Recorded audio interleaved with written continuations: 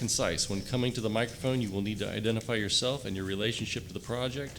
The commissioners will not ask any questions during your presentation. Your project should be presented in the following order: site plans, elevations, architectural details, wall sections. Staff presents the staff report.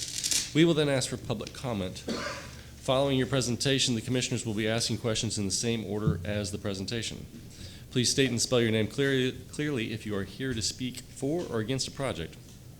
Your time will be limited to 3 minutes, so take some time now to summarize your comments because 3 minutes goes by very quickly.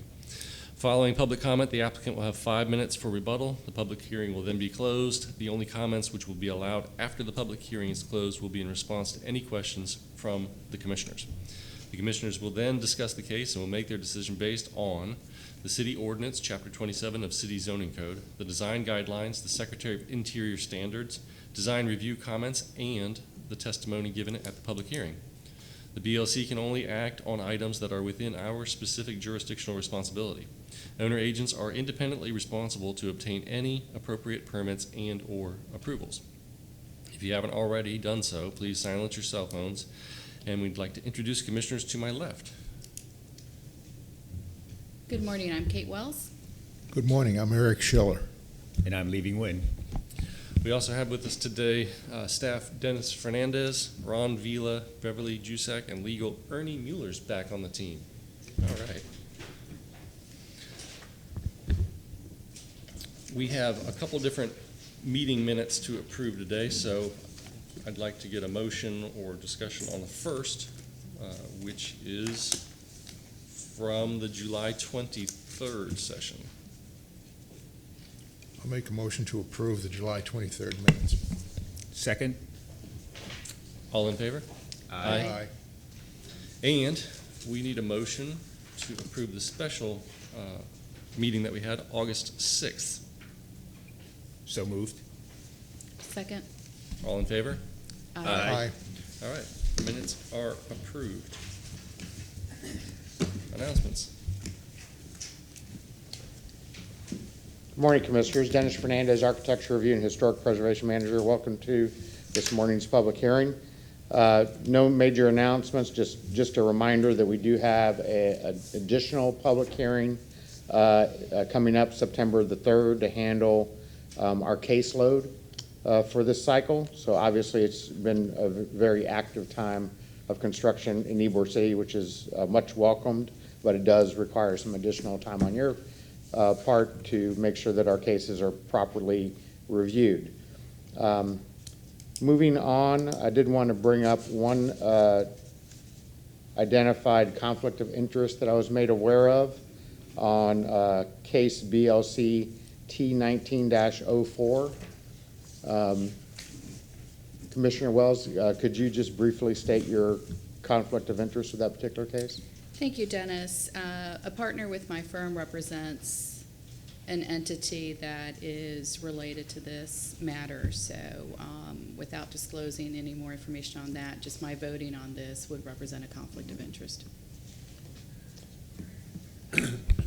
Very well understood, and I also see that it's going to be continued.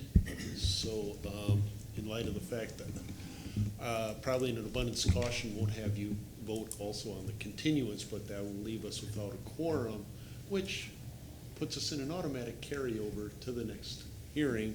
So I think this matter will be continued to September 3rd. That's correct. It'll be automatically continued to September 3rd. Thank you. Continued by default. By default, exactly. And with that, I'll ask Ron to come up and handle the rest of the continuations this morning. Thank you. Good morning, Commissioners. I am Ron Vila. I'm staff with Historic Preservation. We have two more continuations reflected on this morning's agenda. We're going to need two separate motions. The first one is BLC 19-97 for the address of 2309 East 3rd Avenue. The request is to continue this to the September 3rd, 2019 public hearing at 9 a.m. And could I get a motion for that one, please? I'll make a motion that we continue BLC 1997 at 2309 East 3rd Avenue to the meeting of September 3rd, 2019. Second. All in favor? Aye. And the second continuation reflected on this morning's agenda is BLC 19-123 for the address of 2601 East 12th Avenue. And the request is to continue that to the Tuesday, September 3rd public hearing. To the 24th, September 24th public hearing at 9 a.m. So moved. Second? All in favor? Aye. Continuance is granted. For conflicts of interest and ex parte communication, if any commissioners wish to state on the record that they have a conflict with anything that is on the agenda this morning. Seeing and hearing none, we're ready for the swear-in. Ms. Juzek will swear everybody in that wishes to testify. Please stand up and raise your right hand. Do you solemnly swear or affirm that the testimony you provide this morning is the truth and nothing but the truth? I do.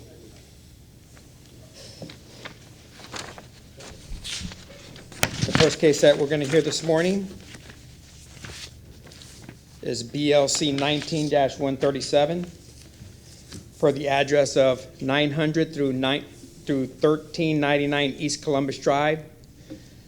This is for a certificate of appropriateness for right-of-way improvements along Columbus Drive.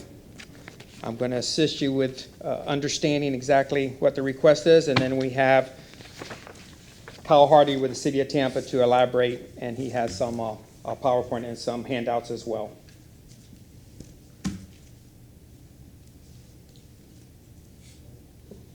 This is the Sanborn map from 1929. This is indicating Michigan Avenue, as Columbus Drive was known in 1929. It does run east and west. The beginning of this project will be Columbus Drive that runs north and south, and it will terminate on what was 14th Street here. You see the fabric along Columbus Drive with all the frame construction, which the yellow shading indicates. Here's a current aerial. Once again, the property in question now is on Columbus Drive from Nebraska to Avenida Republic de Cuba, that once was 14th. As you go from the east to the west, you have Nebraska, then you have 9th Street, 10th Street, 11th, 12th, 13th, and Avenida Republic de Cuba that run north and south. To get you more familiar with some of the features along the corridor, we're going to start from Nebraska and work our way towards the east. So this is on the corner of Nebraska and Columbus Drive. Looking at some of the depressions for the handicap accessibility. You see a portion here of the crosswalk. There are no granite curbs. You see the dimensions of the sidewalks and some of the impediments in the right-of-way. You have a fire hydrant there.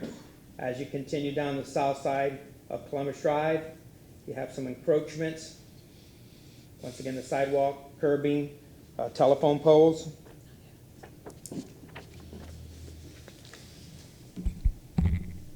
Continuing down the street, you have a very wide vehicular corridor. There's a sidewalk here with a radius curb.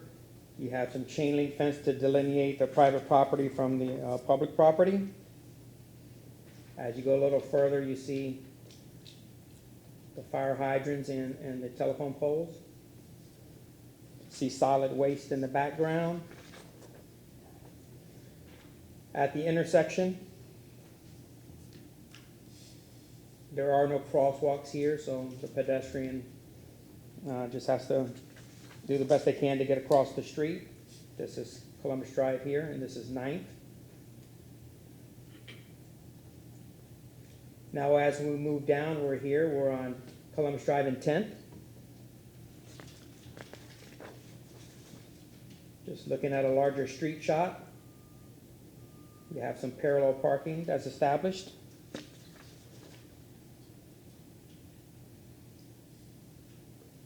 You have some curb cuts coming into private property. Once again, the radius curb, parallel parking, and then the vehicular lanes. All the power lines are on the south side of the street. There are going to be some vertical planting with this proposal, so you have to take in consideration what species you're going to put in the location of the species for the vegetation. As you continue down Columbus Drive, you have some retaining walls that define the historic environment. Another retaining wall here. This is on the north side of Columbus Drive. We have some new construction that is welcomed within the district.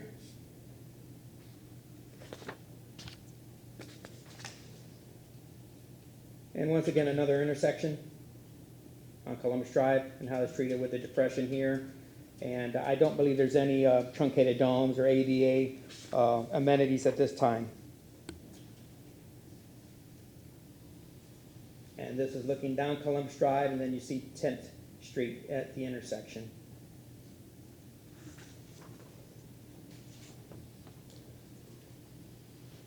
Now we're continuing down Columbus Drive again to an 11th.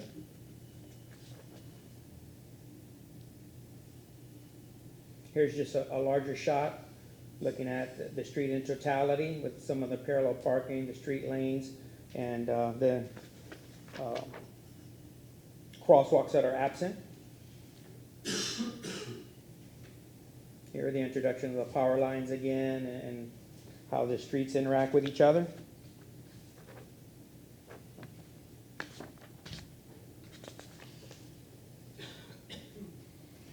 Showing the tightness of the sidewalks.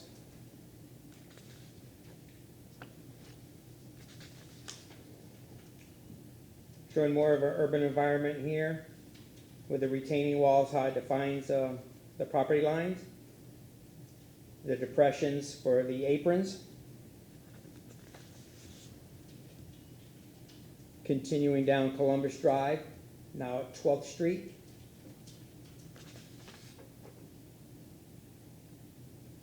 This is one intersection of Columbus and 12th.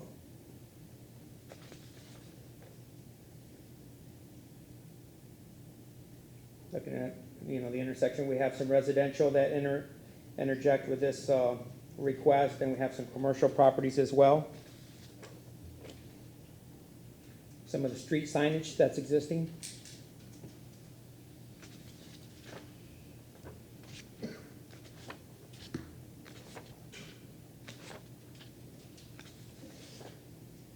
The proximity from the historic structures to the property line.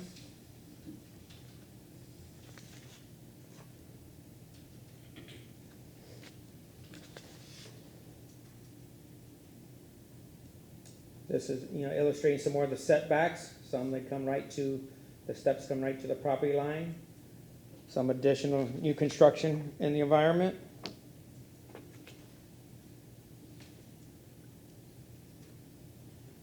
Some of the fencing and front yards. This is not a period structure, but you see more of a gracious front yard than most of the historic structures.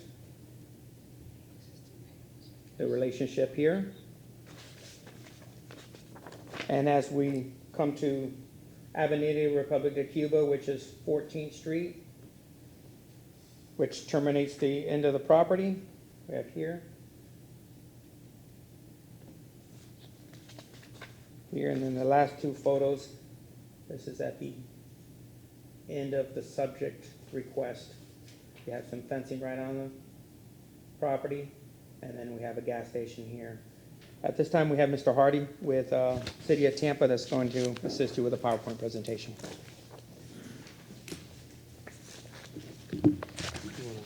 Let's just copy it. Hello, thank you. My name is Cal Hardy. I'm with the City of Tampa Transportation Department, or Transportation Stormwater Services Department. I'm the Transportation Capital Projects Manager, so any roadway project is under my purview.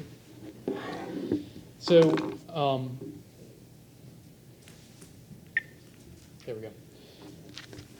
I wanted to go through a quick PowerPoint, kind of go through what initiated the project, and then some details about the project, and bring in the historic elements after that.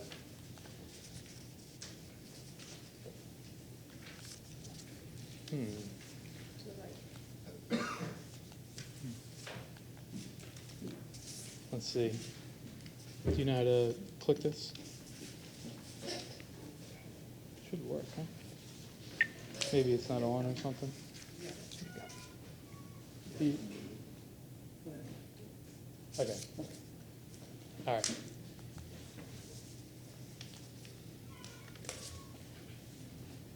Did that work? Okay.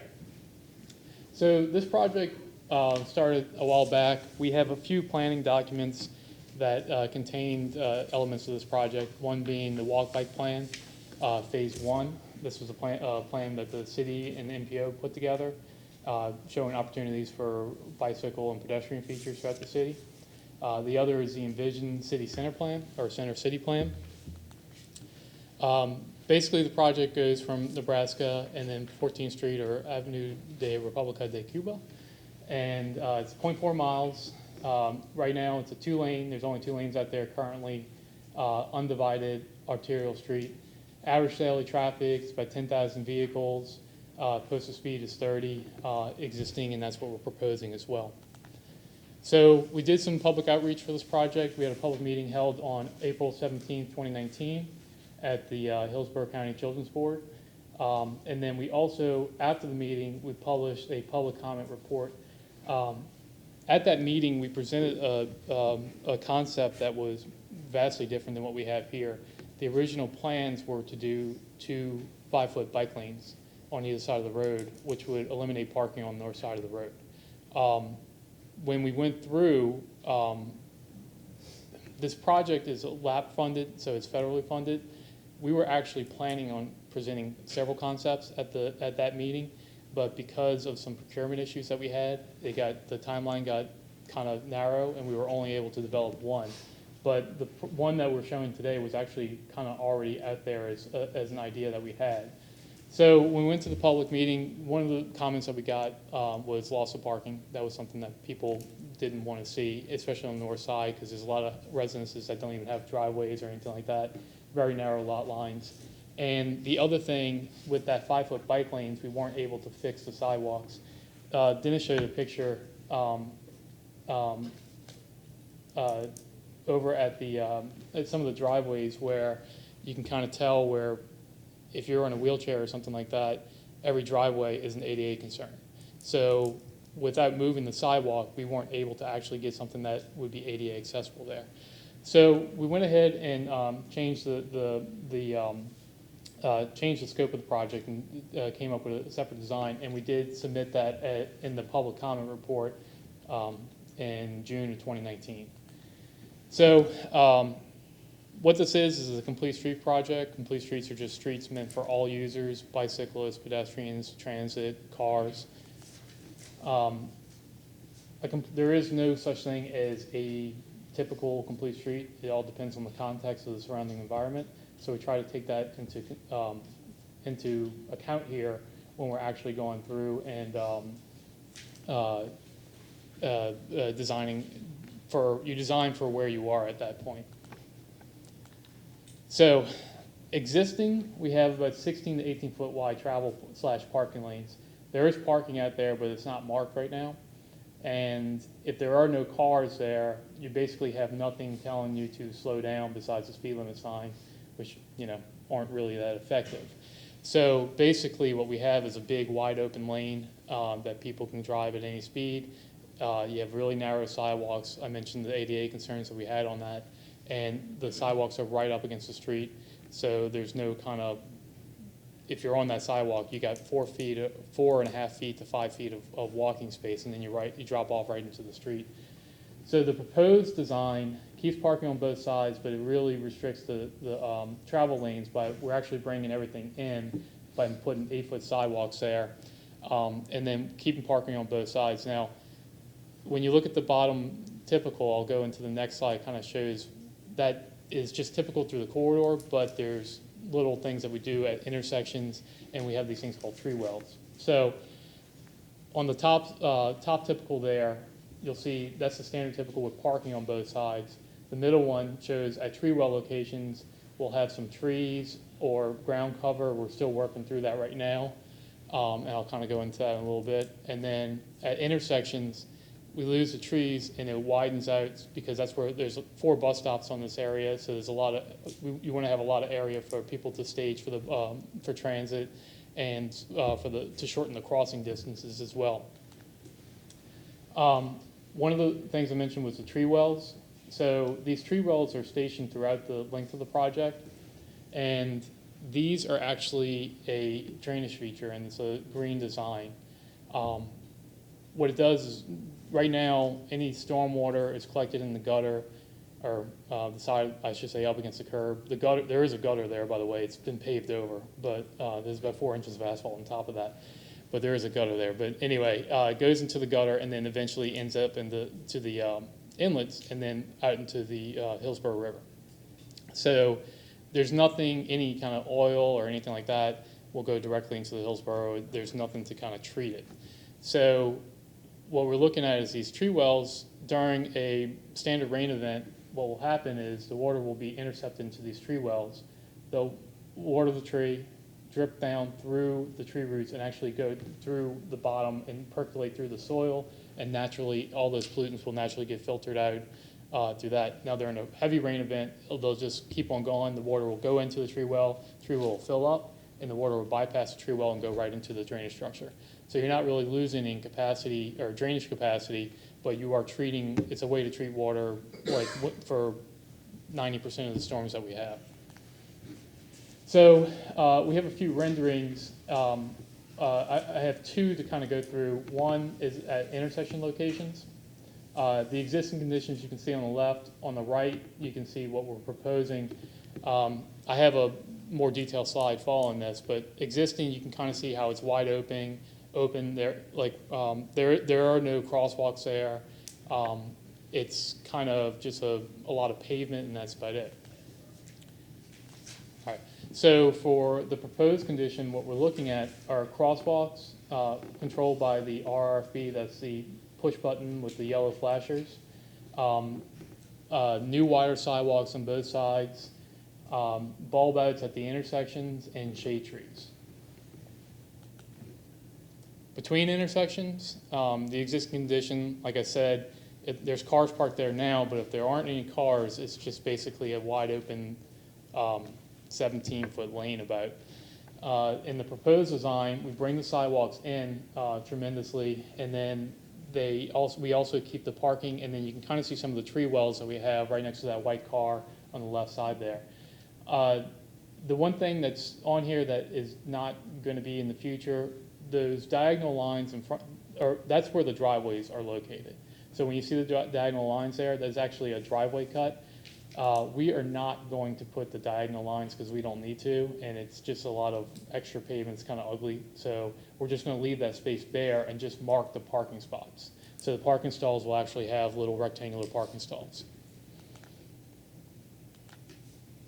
So this is kind of shows just a zoomed in picture. We have the on-street spaces, the tree well, on the road, share the road markings for cyclists. Cyclists can choose to ride on the sidewalk or the street. The main goal of this was to traffic calm, to where cyclists actually feel comfortable in the roadway. And with 11-foot physical separated lanes, that's actually a pretty good way to traffic calm. 11 foot's the minimum that we could go. This is a truck route. And also new wider sidewalks throughout. This is just a plan view to kind of show you how all that ties in. I just showed you intersections in between intersections, but this is kind of just a snapshot of the plans. You can see where there's no parking on the drive, and where we have the gore now, that's the diagonal lines. We're not going to put that, but we will have the marked parking spaces. You can on there. You can also see the tree well locations. They're on both sides of the road, and then towards the intersection of 12th Street, you see the bulb outs. And there's driveways at those bulb outs as well, because some of the stores there have perpendicular parking on their property, so we still maintain all the driveways there. But we get good pedestrian access across the road there through some through the RFB controlled crosswalks. So in terms of historical elements, I just kind of took a street view to show you what's out there now. There are no granite curbs. The things that we would typically look for in a historic neighborhood, there are no granite curbs, there are no sidewalk cartouches, no historic brick, standard street lighting on the Tico poles, and no historic signs. So when we, for transportation purposes, when we look to reintroduce historic elements, it's something that actually benefits the transportation network in whole. We try to fit the neighborhood and design to the surrounding elements. And then we want to try to create a sense of place, because if you place make, it's a street that you go to rather than you go through, but it also controls traffic. It brings, if we can make the street comfortable for pedestrians, it's a gathering spot. People want to use it. It's good for economic development and some of the other things. So some of the ideas that we came up with as far as how we can reintroduce some of the historic elements that were probably there back in the day that got, as the road got widened and everything, were lost. One of the things is the sidewalk scoring. They did this recently on 21st and 22nd Street in Ybor.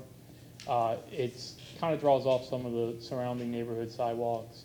It's the scoring detail where it goes like 2 foot 8 inch scoring patterns that are actually inlaid into the sidewalk and sawn into the sidewalk.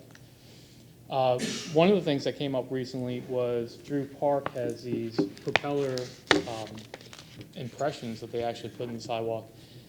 We don't have anything planned right now, but I think this is a great idea and something that we can look into. We'd have to work with the city art department to see for a design, because we don't have anything designed. But that's something that we can actually probably incorporate. We just need to make sure that we get it in before the construction deadline, and that shouldn't be too hard. As far as brick is concerned, I showed the one on the right, the picture here is the pedestrian zone. We are looking to add historic brick back into the corridor. We have a finite reserve, so we can't go crazy with it, but we do try to, we're looking to strategically put it in there. A lot of times when we're asked to put brick, it's always in crosswalks.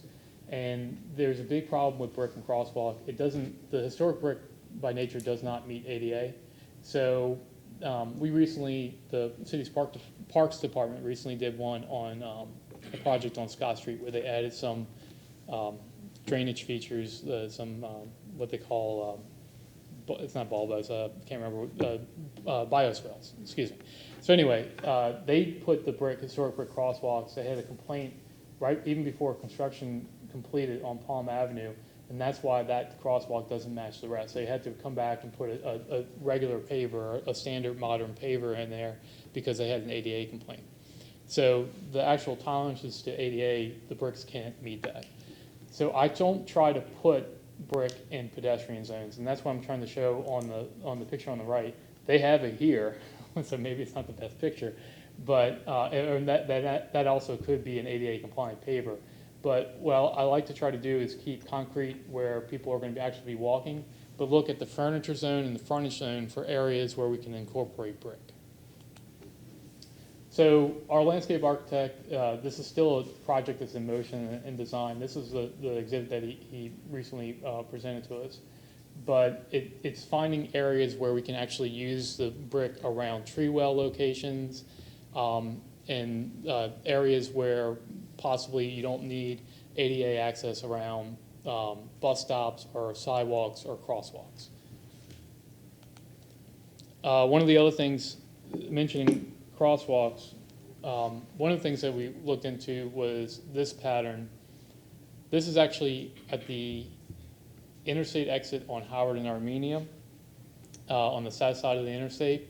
It's a hexagonal brick or inlaid concrete. So it's actually one standard piece of concrete and with the joints and everything like that, but then they inlay this hexagonal pattern. I thought it was a pretty good idea. It does kind of bring into the hexagonal patterns that you see in Ybor, and it's something that you can colorize. You can actually throw the dye into the pavement or into the concrete when you pour it, so it kind of maintains that color. This picture is 10 years old, so they wear pretty well. That's another thing that we're interested in, and it's repeatable, and that's a big thing too. When we go through and we own the road, but there's utilities. Actually, technically we don't own this road. Hillsborough County owns this road, but there's utilities underneath, and if they go in and patch something, a lot of times if you do something like thermoplastic or some things are hard to reproduce. This would be easy to reproduce. This is something that we'd be interested in. The only thing that's different here, those little white lines, I actually drew those in. My great PowerPoint skills were able to get those little white lines to show up. But for us, for transportation purposes, we do want to keep the high emphasis crosswalks. They work well, and we're trying to bring as much attention to the crosswalks as possible. So this is something that we're looking at exploring as well for this project. As far as landscaping, the street trees, we're looking at Shumar oaks and Bismarck palms, and then some areas where we might not be able to get a tree, looking at something smaller scale like a Japanese blueberry that still will provide shade for pedestrians so while they're walking. And then areas where we're looking at ground cover, the Ixora, I think is how you pronounce it, but the dwarf orange Ixora is the little plant on the right there. And during some months, the actual plant is more orange than it actually is green. So it's a real pretty plant. But wherever we have tree wells or bulb beds are opportunities for landscaping. And these are all good, hardy things. They don't require irrigation. So these will grow. They've been in Florida for a while. So and the Shumar oak actually gets bright red during the fall. So actually it brings in a little color too. ADA detectable warnings. This is another thing that we get requests on a lot. So we don't actually own the road. Hillsborough County maintains the road. They own the road, and we are responsible for capital projects. That's why we're doing this project through the maintenance agreement. So anything that we put in here, we have to get clearance from Hillsborough County on and what they're going to maintain. Detectable warnings. Traditionally, the city maintains yellow. That's something that we like to have stocks of it, and if we put another color out there, and we have in other places, but if something happens and those things do pop off, it's going to get replaced with yellow. So we usually do yellow, but since the county's here is actually going to be maintaining it, it's kind of up to them. They usually do not go for the brick inlays, and I have those on the bottom. They do have those, but the county, if we were to do something like that, it would have to be through a maintaining agency. And you see those in Ybor, the YCDC area, because YCDC maintains those. So that's why we don't put them in there, because it's something that we can't just have a maintenance stock of those. And then as far as project schedule, the big thing is the start date for construction, June 2020, and January 2022 is the end date. Those are the construction phase. So the construction usually starts about 3 months after that date, so probably be somewhere around September or October construction. And then the January 2020 is final invoice, clear out, and all the other stuff. So the actual construction probably won't take but a year, but the construction phase is much longer. So, but we don't get those details until we get a contractor on board, and that won't be until June 2020, that time period. So with that, that's all I have. So I guess I'll open it up to questions. Oh, and I should say this too. If y'all have any comments or generator or anything past this, the city's project manager is Nina Mabalu, and she can, our comments can be emailed directly to her. Thank you for the presentation. Sure.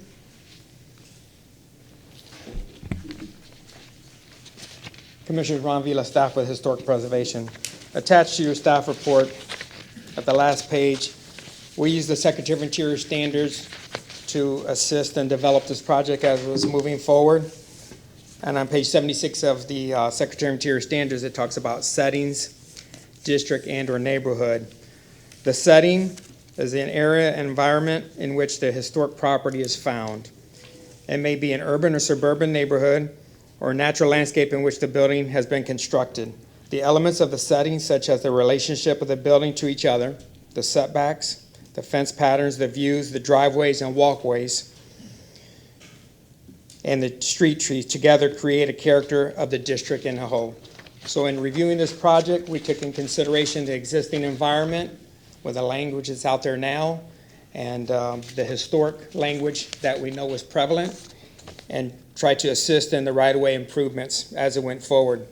The staff's findings believes that this is consistent with the Secretary of Interior standards with the plans that were submitted to our office on June 28, 2019.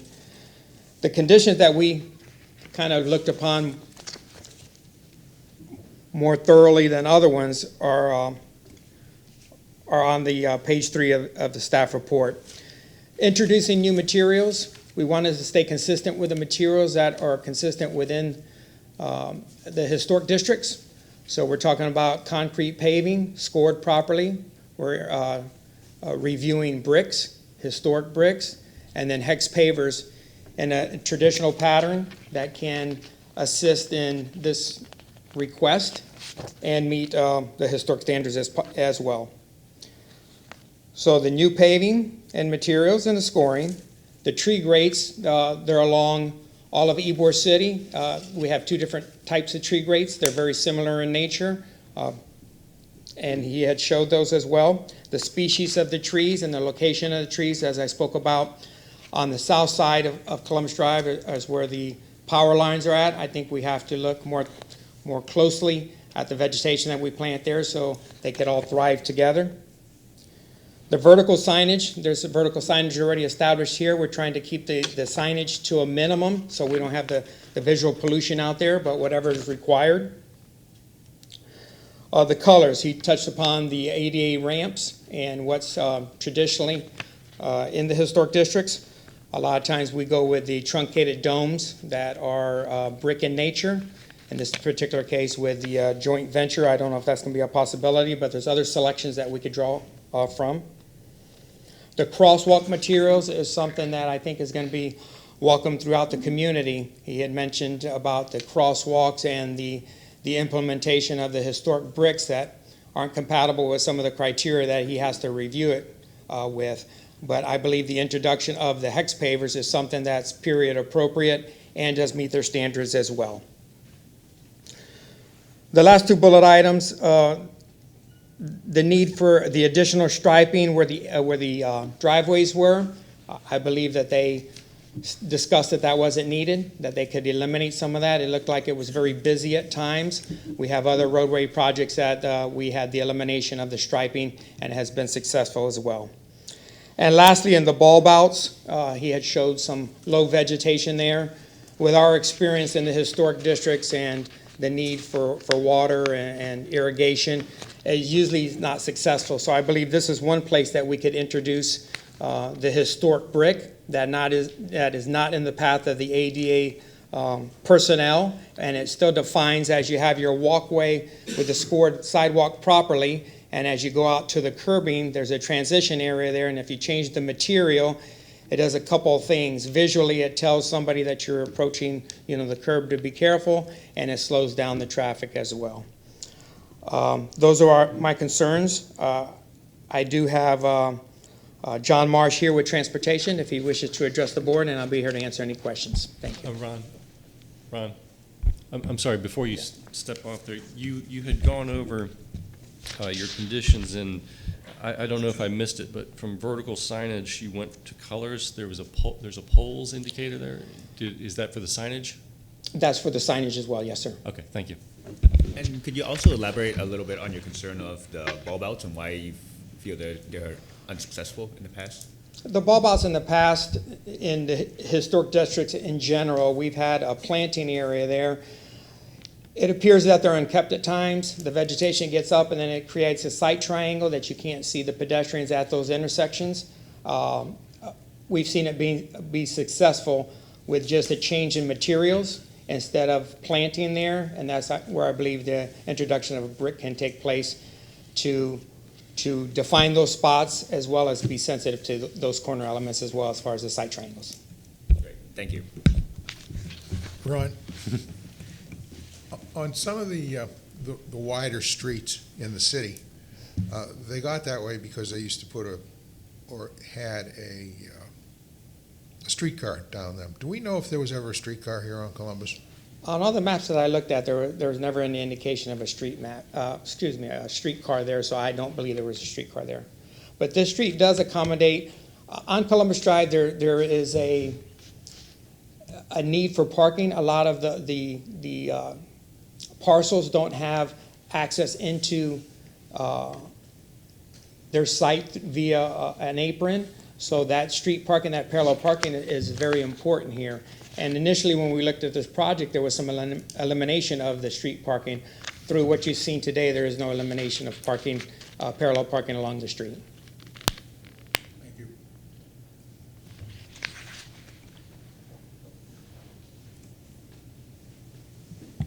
Any comments from Mr. Marsh? Okay, thank you. Okay, that's staff report. Public comment. If there are people here to speak for or against the project, now's your time.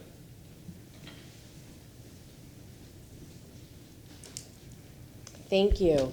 I'm Christina Jesmondo. I live around the corner from the project. So a few things. One is historic lighting and historic signage. I think that's really important. I think it's necessary to the project that the signage and the lighting is consistent with what else exists in the barrio. I think the crosswalks are super important. There are no crosswalks between Republic of Cuba and Nebraska, so I definitely support those. I think more education is needed in what a sharrow is, because there are residents who don't know what that is. Personally, I supported a bike lane, but I think the project looks fine, but people don't know what a sharrow is, and I think that when projects introduce those, there's a responsibility to educate the community, both pedestrians and especially vehicular traffic, because they don't know what that means. I'm a cyclist, I know what it means, but lots of other people don't. And finally, the other point I wanted to make is regarding landscaping. I think it's essential that we have more landscaping in the urban core. Personally, I think that we need lots and lots of shade trees, and if the issue, in fact, is that certain types of landscape are not maintained, then that seems to be a city issue, and I think we should address that as opposed to changing it, although my vote is for as much landscaping and shade trees as we can have. So, thank you. Thank you. Any other members of the public wishing to speak?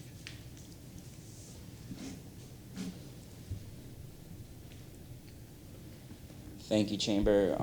My name is Ivan Rivera. I live around the corner from this project, and I just want to say thank you to the firms that have put this project together. It's important that this does get done. I do want to support the historic lighting. I do think that we need to tie in the historic fabric from the nationally recognized historic district up to Columbus, and to really tie in this neighborhood. I do also want to push for the historic signage to tie in the historic fabric. And besides that, I just want to say thank you for the work that you're doing, and to the firms that are doing this project. Thank you. Anyone else for public comment? Okay. Thank you for the comments. So we'll move to commissioners asking questions of the project. We'll start with Commissioner Wells. Thank you. One question for Mr. Harding. It has to do with the vegetation, the bulb outs. We've heard pros and cons, and my thought when you were presenting that, my concern was irrigation. How's it going to be maintained? Because I've seen where that's not been successful. And staff is recommending bricks in lieu of the vegetation. Members of the public feel a little differently about that. What are your thoughts on how those bulb outs would be maintained if it is completed with vegetation as proposed? So Hillsborough County is actually the maintaining agency on that, and we've been working with them, and they've been commenting on the plans. And the landscape architect originally proposed Kunti, which is a fern-like, kind of palmetto-looking but fern somewhere in between plant. And they didn't like that for various reasons, but they seem to be fine with the Exoria or Xora or whatever. That's not really a landscape, or it's not, I don't think those need to be irrigated past the establishment period. But one thing that we could do is, this could be something where we establish the bids now, and then, this is off the cuff, but somewhere where we establish the bids now, and if they start becoming a problem, we could always, it's no problem to actually just put in brick afterwards. So it'd be something like that, if that's something that we might want to look into. And then keep it landscape right now, and then if we need to, just kind of keep historic brick in the background, like as a, if it doesn't work out kind of Okay. thing. And one other question, the Shumar oak that's being proposed, what is the typical height of that tree, and how would that interplay with the overhead Well, utilities? let me see if that's in the landscape plans. I have the landscape plans here. I'm an engineer by nature, so not a landscape. And I'm a architect. lawyer, so I can't help you with that. So, I know he said, I'm going off memory, I think he said 30 to 40 feet, but Shumar oak, 30-foot height, 10-foot spread, and I'm not sure if that's the current, I'm not sure if that's the planting or the future height. So I can look into that, but I'm not sure. Perhaps a real quick Google search on Shumar. But because the sidewalk is getting wider. I'm sorry, you need to stand up and Yeah, have get your sworn in. comments on the microphone. I'm Nina Mobilo, the city project manager. Because the sidewalks are getting wider and the curb is coming toward the center line of the street, the trees are actually moving away from the power lines, and we both took into consideration city parks comments, Hillsborough County Parks representative, and TICO's restrictions. And because the trees are gonna be in these tree wells, they're probably not going to reach a maximum height as they would like unconstrained out in the field. Yeah, and that's a good point. So everything comes over 8 feet from where the power lines are. I just looked, it says 60 feet for the height, the overall height, and that's the top range. They say 40 to 60 feet in general. I would ask that we be mindful of the interplay, because there's nothing I hate more than driving down the street to where I live and seeing how trees have just been cut with a V in the middle to make room for the utilities, and so. Yeah. Yep. I think the trunk is about 15 feet from power lines, and the spread of the tree is 10 foot, so it would be 5 foot toward the power lines with a 10-foot gap, and then it would grow over time, but you could trim the very outer edge. Okay. Thank you. Those are all the questions I have. Can I address one of the public comments? For everybody's edification, the commenter talked about the shadow road markings, and I agree with, especially with the education.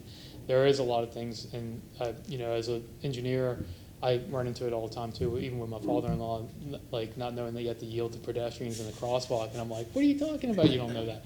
So anyway, the share the road markings do not do anything as far as changing where bikes go. So it's really, they're really just tell drivers bikes belong here, but that's already the law. The law is bikes belong here already. And with the lane width, what they're supposed to have, bikes are allowed to ride right in the middle of that lane, take the entire lane, because at 11-foot lanes, that's what they're supposed to do, and that's what they're taught to do. So I think we kind of went back and forth. Personally, I don't particularly like them on every project. I think it's kind of like we took care of the cyclists by putting these markings here. On this project, I think they're appropriate, and I don't use them loosey-goosey. I actually kind of look at them, like what we're doing to limit the lane width, I think makes a big difference in how that road will operate in the future and the speeds at which cars travel on that road. So I do believe that this is going to be a good project for traffic calming, and that I think people will feel comfortable in that lane as a cyclist. And if you don't, we have the wider sidewalks to allow for that as well. So, because bikes can ride on the sidewalk as well. So I just wanted to address that. Thank you. I have no questions. Oh, could you, is there a calculated net change in parking with the widening of the sidewalks and actually designating the amount of parking on each side of the road? Yeah, there's always going to be a change. It's kind of hard to tell you what the magnitude would be because there's no assigned spaces now. Typically, it depends on how people park. If people park, like if you don't, some people say don't designate the spots because you can pack more cars in because the spots are 22 feet. Mm-hmm. Most cars aren't 22 feet, so you get those cars that kind of pull in real close and all the other stuff. But on the flip side, then if you don't designate the spots and people don't leave exactly one car length to get in, so you got, sometimes they have gaps, like, because people want to park right next to their house. But we're not removing what we did was, the only places where we're putting bulb outs are areas where you're not supposed to be parking now. So they have no parking signs now, so we're kind of, it's at an intersection or there's a driveway at that intersection or something like that. And at the tree wells, we look for spaces where in between driveways where you really can't fit a parking spot. And we tried to get them, tried to fit as many spots as possible. I think overall we have 53 spaces proposed, I believe is what it is, 54? 54 proposed spaces right now. So, and then I don't know how many properties there are, but I actually did a count. I think there was, going off of memory, and don't quote me on this, I think there was 52 separate parcels there. Okay. So, now the parcels, some of them have their own parking, some of them don't, but I believe, I did do a count, this was a while ago, so don't quote me on that, but in that, we can figure that out real quick too, just by looking at the property appraiser's website. So I think we should be okay on that. Yeah, no worries. It's just there's likely not going to be an increase in parking, right, from the bulb outs and all. No, there wouldn't be any lanes and all that increase. stuff. Yeah. It would just be probably probably a negligible loss. It probably wouldn't. What is true and honest parking, instead of people blocking driveways or parking where they're not supposed to on intersections, we're probably about the same number. Mm-hmm. And I just wanted to address as well with the bulb outs and the trees there, and hearing both Ron and sort of the public's opinions on it, and generally, as a pedestrian, you want as much shade as possible going down the street, right? But even like in our perfect little world of our rendering here, you have a pedestrian sign here being obscured by a tree. That's sort of the bulb out, right? And but I think there's some sort of a way where you can maybe at the intersections not have the trees, right? So you still have the pedestrian visibility even along most of the corridor, the road there. You would still have a lot of shade trees. Yeah. So the there. trunk height. So at those point, the renderings, it's just kind of a SketchUp that throw the tree in, but the trunks would only be the limiting factor there. So you should be able to see the signs fine. So the canopy is going to be higher than that. Mm-hmm. So when you get to it, I think we'll be fine as far as the sight triangles. But we are looking at sight triangles on all the intersections and making sure that we have visibility there. And the signs are double-sided as well. So if it's going to be 4 signs, a sign per crosswalk, but they'll have back and front. And then when you actually it'll be right on the other side of the road too. So you'll see both sides of the road, and then both sides of the road going longitudinally as well. Okay. And you touched on a little bit but with the public's comments about trying to tie this road within the rest of the historic district as well.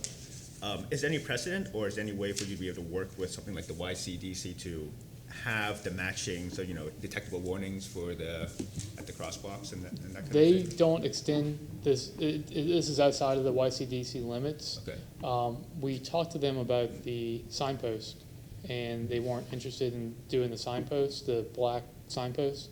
And then the light. That's the other thing that was mentioned was the light post. Yeah. Those are also maintained, I think, by YCDC. But we don't do. We have a franchise agreement with Tico, so when we do street lighting, Tico actually has to do the design, and what we're doing with this project is they're behind and they have too much on their schedule right now, so we're actually laying conduit for future lighting, but we are asking for pedestrian level lighting here. Anyway, but as far as the brick, since YCDC doesn't go that far and they're not gonna maintain it, it would be up to the county. What we're going to put out there is the brick red mat, which is just the color. It's not brick. It's just the color is called brick red. But you only have 3 options. You have brick red, yellow, and black. And the only one that I don't go with is black because it's not contrasting enough for people with sight visibility problems. So we can ask again, but they would have to go outside of what their current limits, and I don't foresee them doing that. Okay, thank you. Yeah. Thanks. Okay, a couple questions for you. You touched on the lighting, and so just so that I understand, it's not, you've asked for pedestrian scale lighting. It's not part of the project, but you're putting conduit in place. Yes. Okay, good. Yeah, and we don't, when we ask, meaning it's not like, oh, can we please have this? It's we're asking them to design it. Right. And then put it in. But we're just adding the conduit so they don't have to dig up any of the sidewalk. Or Right, anything like and that. are you going to install also the foundations for the poles, and so that? Because, We wouldn't. They would end up doing that themselves. okay, so some of what you're hoping to mitigate is going to happen. where Right, you're a gonna- little bit. It just at the pole locations, but not throughout the entire length of the corridor. Do we know where those are, or do they have to design the location? They're going to for have to foot design candles? locations. Okay. Yeah. For you had indicated that this was a road that you wanted to go to rather than drive through. Are there any benches along this 0.4 miles? No, so we actually had, we were at Crosswalk, or at bus stops and everything like that, Hart actually maintains the benches. Right. So we've been working with them, seeing what they want there as far as transit shelter and all that other stuff. When we went to the public, we actually got a lot of rejection, or that was one of the things that was brought up unsolicited, because we weren't talking about benches, but they said, we don't want benches, because we don't, there's issues with people sleeping on them, things like that. Right, okay. I I figured you'd run into it, I just Yeah, didn't. yeah, we kind of ran into that issue, so we weren't proposing any. That would definitely have to be something, someone would have to maintain that, because Hillsborough County definitely would not, and then we wouldn't. They have to, you have to go through like a whole encroachment thing, I think, Right. for a park bench. Okay, so in terms of maintenance, you said Hillsborough County is going to maintain this road? Is that the case? They do maintain the They do road. maintain it, and they would maintain all the capital improvements that the city's going to put in place. Right, yeah, anything that we do, it's part of the maintenance agreement. If it's a capital project, we're responsible. Right. They're responsible. Does for that cover the maintenance. landscaping? Yeah. We've been working with them, and that's kind of a gray area sometimes, but we've gotten good responses from, through our coordination. Okay, and you had indicated that you had showed the tree wells, and I believe you said there was no irrigation for any of the low shrubs that you were proposing? I have to check, because the shrubs, when I talked to the landscape architect, he said that they don't need irrigation. Now, I would imagine you have to do something for the establishment period, Right. but sometimes you can do that through the contractor and actually have it written into the specifications about they're responsible for the trees until the establishment Right, period is I over understand. with. And in the landscape bulb outs, which is what we're talking about, because I think that we can work with the trees, and we understand that they're out of the way and they'll be selected in accordance with, being under a power line. They'll probably be root bound, so they won't get so big. That's fine.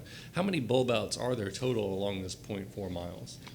Bulb outs are every intersection. Well, The- I'm sorry, the how tree many wells. different places where we would have low-scale shrub or landscaping? So that would be at the bulb out. So it would be at each of the intersections between, so it would be, 4 intersections, or two intersections, 8 corners for the bulb outs. Or is it 6 intersections? I'm sorry, hold on. I'm trying to. So you only have them happening at each intersection, so there might be 4 per intersection. That's for the low-level shrubs. Right. Now, there is one other wrinkle, and I didn't want to get too much in the weeds, but the tree well. That's what we're trying to avoid, is the weeds, right? Yeah, the With weeds, yeah, landscape. exactly. Good analogy. So, at the tree well locations, right now, I have a meeting this afternoon with the water department. The south side tree well location, where we were looking at the Shumar Oaks, that they actually have a water line right there. So they were talking about relocation, and we actually went and dug down and actually figured out exactly where that water line is. If we have to, some of the tree wells would require the water line to be relocated, which would bump up our project cost by 22%, and we've already doubled our project cost by building the sidewalks out. So what we're trying to avoid is anything like that. So what those tree wells on the south side may end up being like more like Japanese blueberry, but we're hoping to get the Shumar oaks with the drop-in the thing I showed you where the drainage structure actually goes through. But those wouldn't have landscaping. Those tree wells would have an actual tree in them, but not low-level landscaping. I think the only contentious thing is the low-level landscaping, correct? Well, I think that some of the concerns that you're hearing, and one of the concerns that I have, is when you have these low-level landscaping elements that whose maintenance is sometimes questionable. You end up with shrubs that people walk through, that the mulch is washed out. You see all of the drip irrigation, and it usually is a good place for cigarette butts to collect. Yep. So that's, one of the worst cases that we want to avoid here. I think that overall we're ending up building something that's more urban.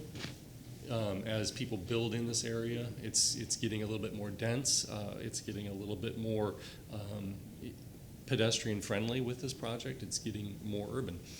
So I think that, looking at how those bulb outs interface with the larger project and kind of the growth of the city as a whole, from the downtown through this area, will be important. And you can really, I think, establish probably a more of a hardscape there with the bricks, and even look at elevated planters that these shrubs that you've selected might go in, but if they fail, you just remove them and put new stuff in, or even take them out. And you were spitballing about the notion of maybe having a hardscape version of this, and so Right.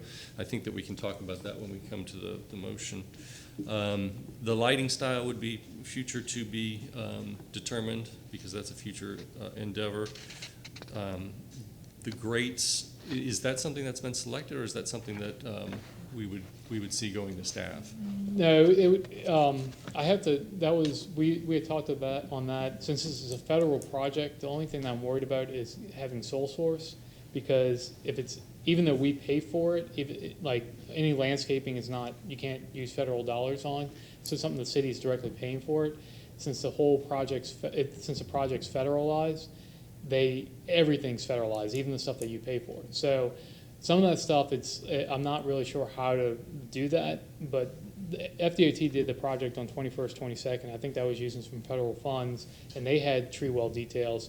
So I think as long as we just put the detail in the plans and don't specify a manufacturer or anything like that, we should be okay. Right. So, but what we would want to do is when we get to that point in construction, that we have options, and that if there are 2 or 3 of them that we're considering, that those selections go to staff so that they can pick something that's we'll be in working conformance with the district.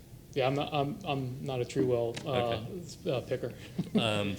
In terms of the cartouche and the stamping of the concrete, I think that the scoring and the eased edges on the scoring, not a saw cut, all of those things are important. And the stamping of the concrete, I think that gives a project, kind of a longevity. And 50 years from now, people will be walking down the street going, "Wow, what a great job they did 50 years ago," not putting those irrigation wells in. Yeah, I think it's a good. I think it's a pretty cool thing. And we touched upon the street lighting and the conduit. So I appreciate your input there. You have 5 minutes, maybe 3, since you've rebutted a whole bunch of stuff. But you've heard the commissioners ask questions. Anything for rebuttal to what you've heard? No, for the most part, I think it's all things that we've kind of thought about, have been coordinating with on through the different agencies. So I think we're in a good shape in this project. Nothing's coming up last minute where it's like, scrambling to accommodate it. We are on an accelerated timeline for this. We have our 100% plans due next month. So, and then there's DOT review and things like that. But in all, there's no red flags that are coming from this. The biggest thing I have to work out is that water line that I was talking about, and the engineer needs some direction on that. But so far, so good. So I appreciate y'all's time. Okay, thank you. We will close this public hearing and discuss the case. I have no comments. I have no comments. The only thing in just a general consensus so far is that this is a great upgrade to the street. I'd love to see more shade for pedestrians and make it more pedestrian friendly. And I guess although it would have been nice to have dedicated bike lanes with the, I think it ended up being a good compromise with that from the feedback from what we're getting and sort of the parking constraints that some of the parcels there have currently. Okay. I think it'll be a nice improvement to the whole corridor, and I think that we will at least probably need something that is an alternative design on the low-level shrubbery to make that, maybe not just a planted area, but a paved area that might have planters that are elevated, essentially like you might find downtown or something like that, every now and then to break up the pattern. But I think that those types of details we can potentially capture in a motion and let staff work with you on from this point forward. So I'll open it up for a motion.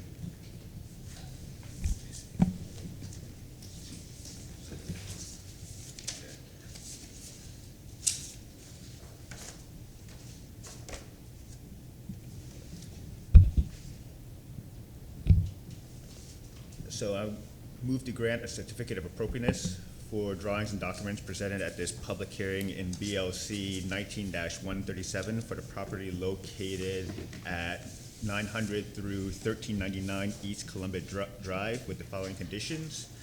That the agent look at alternatives to the low-lying shrubbery, that the agent also look at an alternative to the bulb outs at the pedestrian intersections with staff, and for any selections of tree grates and any other selections of signage and whatever else that may have to be done to work with staff with the construction documents as well before moving into construction, because based on the finding of fact, the proposed project is consistent with the Ybor City guidelines and the Secretary of Interior standards. We have a motion.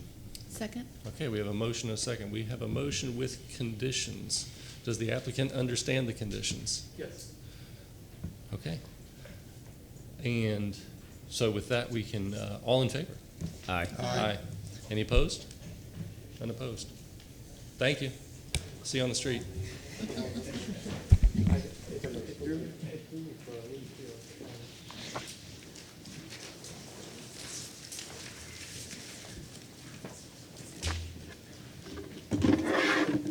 Good morning, Commissioners. Our next case reflected on the agenda is BLC 19-60 for the address of 1707 East Columbus Drive. And then after that, the following request, the two properties are side by side, but I want to take them independently because they're separate. Through the presentation, staff has worked with the agent, and he's going to show you a project in more totality, and then we're going to break it off. But the first one I want to work with is the one that's reflected, which is 19-60. So starting with the historic Sanborn map. Once again, from 29, you see the concentration of the vernacular of the structures there, the wood frame indicated by the yellow, the density, the proximity from structure to structure is very tight. We're back on Michigan Avenue, which is Columbus Drive today, but back in 1929 it was Michigan. And the north-south streets, you have, to the west you have 17th Street, and to the east you have 18th Street. In 1929, there was an alley back there. It was, as it came forward and through our review, it was an unimproved alley. And through the efforts of the city of Tampa and Historic Preservation Department, we recreated an alley to help assist the development along Columbus Drive. As you drive down Columbus Drive in this thoroughfare, it's very difficult with the size of the parcels to enter off the primary street. So that alley gave the ability to have the vehicle function off the rear as the grid was intended to do. Property in question is in the green highlighted box. The next project, just so you get a point of reference, is right next door to it. You see the open tract of land there from the aerial, looking from Columbus Drive back onto the site. In this area, we do have some granite curbing and then a sidewalk as you get into the parcel. Just looking at the street shot looking back towards the south side of Columbus Drive, it's just vacant, and this is to the east, and a vacant property to the west. Looking directly across the street was a successful project, was part of a design styles, was the rehabilitation of a live-work building that they had a grocery store on the bottom and then residential on top. This project was in front of this board, received approval, and then ultimately an ad valorem for the interior work as well. This is looking down Columbus Drive to the east, turning around looking at Columbus Drive to the west at the Quest Array building, a very important cigar factory that still functions as a cigar factory as well. This is looking from the alley that I spoke about that was recreated. This is the parcel in question, and then looking to the north at Design Styles across Columbus Drive. And to conclude with a couple photos, you see the condition of the alley. The alley does have some framing with some concrete to keep it in place so it doesn't walk. And then this is looking to the west down the alley. This time I have Joe Gibbons, the agent, address the board.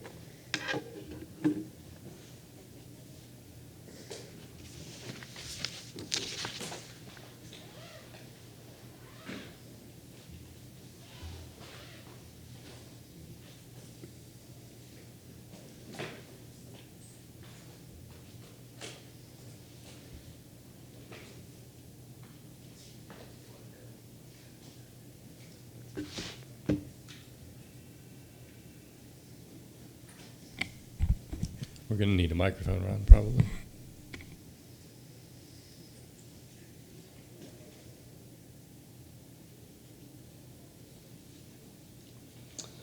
Good morning. My name is Joe Gibbons with Gulf Bay Builders. I'm the applicant and the builder of the project.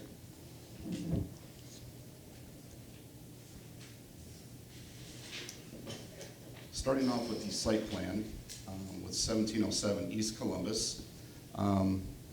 It's a stacked duplex that we've done a couple before, and we're proposing to use the improved alleyway in the back for our parking area. We've worked with John Marsh. The original proposed had a larger parking area, and we've come up with what the staff has a recommendation for of an 18 by 36, which will have a 5 by 5 a scoring pattern. The sidewalk that's out front now will be replaced, and that will also have the appropriate scoring pattern. The only existing residential structure is over here at 1713 East Columbus to the east, and we have verified both by site visit and their site plan that their finished floor elevation is 2 feet 5.5 inches, and that is what we're going to maintain with our proposed structure as well.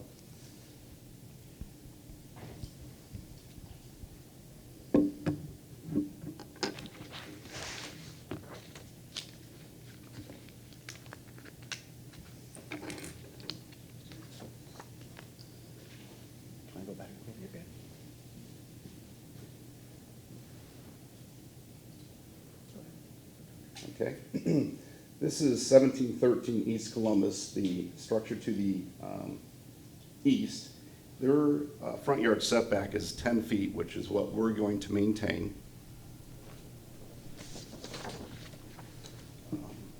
This is what they're currently rehabbing. It's a historic structure. I believe that was moved to that location. And they're at, the finished floor is 2 feet 5.5 inches. And this is approved. And this is their, just a blow-up that shows their 2 feet 5.5 inch finished floor elevation. And then this is the picture of the current condition that was field verified at 2 feet 5.5 inches, which is what we're going to maintain for our finished floor elevation.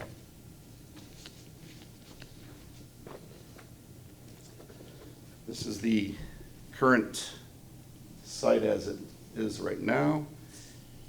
And what we're proposing, or this is looking to the east.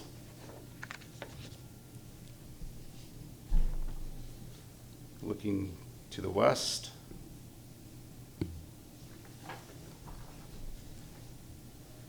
And the aerial, which is indicated by this parcel here.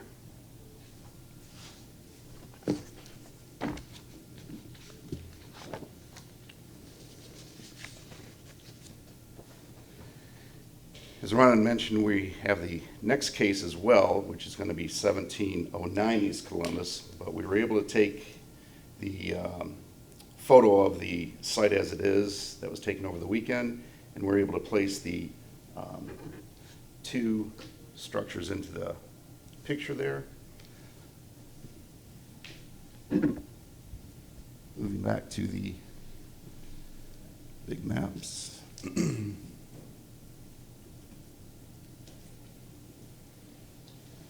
So the front elevation, we've revised from some of the previous ones that we've done, and I've brought with me today some historic reference.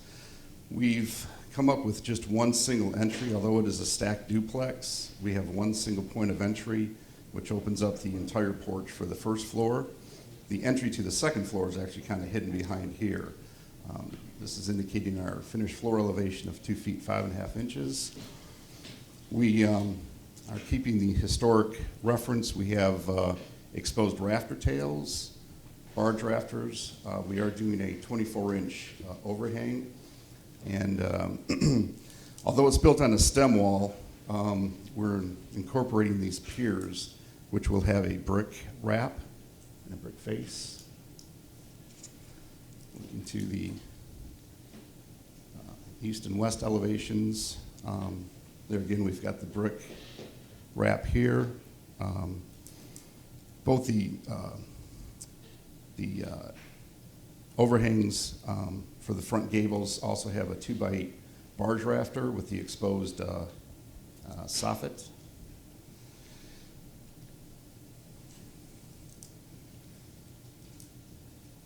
A cut-through section indicates here that the brick face is going to continue all the way down. Brick veneer all the way down on the columns out front, and then on the sides, just kind of a blow-up showing the 24-inch extended rafter tails. We do have a 1x6 V-groove soffit, and I have with me today some photos.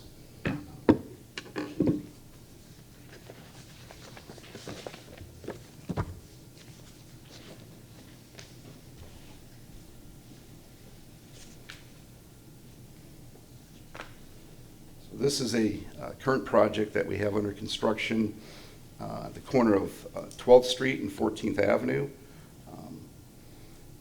It's still under construction, but you can kind of start to see some of the details here.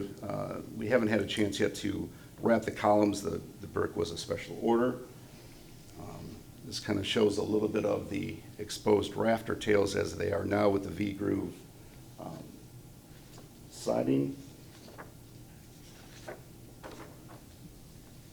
A little bit more of a up-close shot here. These are the columns that will be getting wrapped, and here you can see on the side of this structure, these little bump outs is where the brick face goes.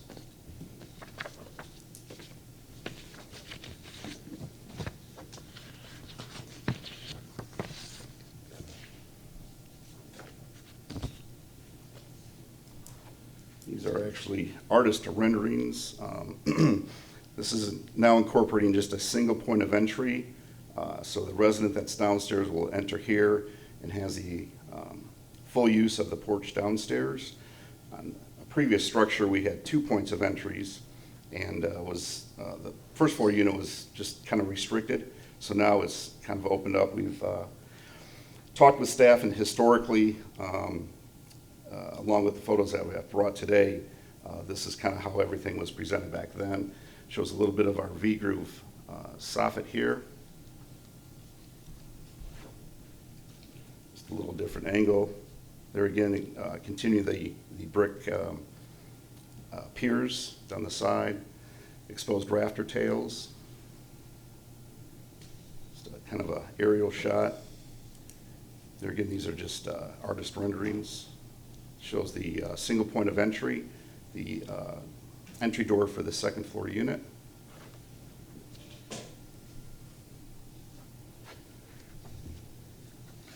This is actually one of the ones that we have under construction now for the window detail, and I have brought the window with me. It's a gelled it's an impact window. It's a wood window, however, it's got a aluminum exterior cladding, and what we do is around the window itself, we use a 6-inch artisan, and then I have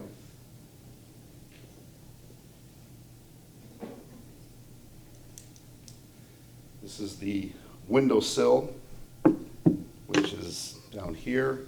It's actually called a historic sill from the manufacturer.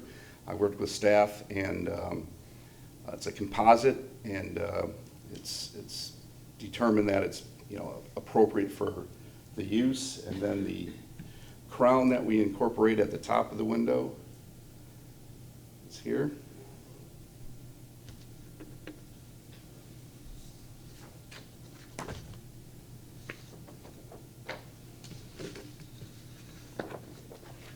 This is just a little bit more of an up close of a unit that's under construction. This is the front porch. It shows we have a 3-inch overlap. These columns will have the brick, and there again we have the 4-inch cap, which has, by the time the brick's on, has a 2-inch reveal.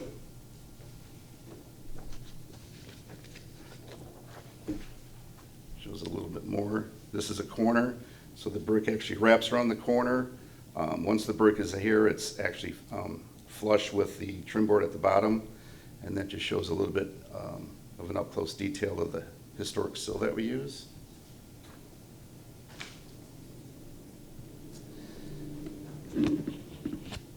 As far as the roofing, we use the GAF architectural. This is the actual color that we're proposing, which is it's a new color called oyster gray. And then the color palette on the renderings, it was kind of reversed, because when we did the renderings, the white did not show up, but we're proposing the body to be white. The trim is called Wall Street. The exterior doors are tricorn black, and then the brick accents is called English Pub.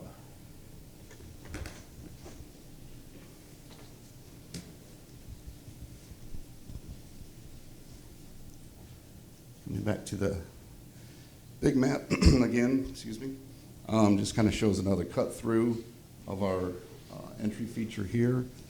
The exposed rafter tails in the rear. And I believe that concludes my presentation for the first case. Thank you. Moving to staff report. Commissioners, Ron Vila, staff with Historic Preservation. Staff's finding that this application is consistent with the Ybor City Design Guidelines. We looked at these plans on June 6, 2019. What's important, and I know he's done this project a couple times, and he showed the iterations of how it's come out of the ground and some of the details that we've been working with him on. A lot of times through the drawings, they're not reflected in the field, so staff has an inspector that follows the project. Once it gets approved here, it gets through permitting, and we follow it all the way through to see the consistency with the drawings that were presented. The important part is that as I stated, that this project has done before, but it's the uniqueness to each site that it is compatible with the surrounding area. So we look for the setback from the front property line and the elevation from grade. So each of those are specific to that unique site. So he's provided additional reference and information this morning to be compatible with that block face. Although there is a lot of empty land on that south side of Columbus Drive, there are two historic structures on that south side. One that was a relocation project from the widening of I-4 that we were involved with, this board and staff, and then there was one historic structure that was always there. So we use those reference points as our landmarks. Through his presentation, he addressed all the items. I would like additional information. He talked about the scoring pattern where the parking area is, but also traditionally you have a walkway coming from the front property line up those ceremonial steps. And then additional information on the lighting and hardware. And I will be here to answer any questions. Thank you. Thanks, Ron. Public comment for this? Anyone here from the public for this project? Okay, thank you. So we'll ask questions from my left. Thank you. Following through on Ron's comments, the scoring pattern for the walkway, if you can walk us through what you propose.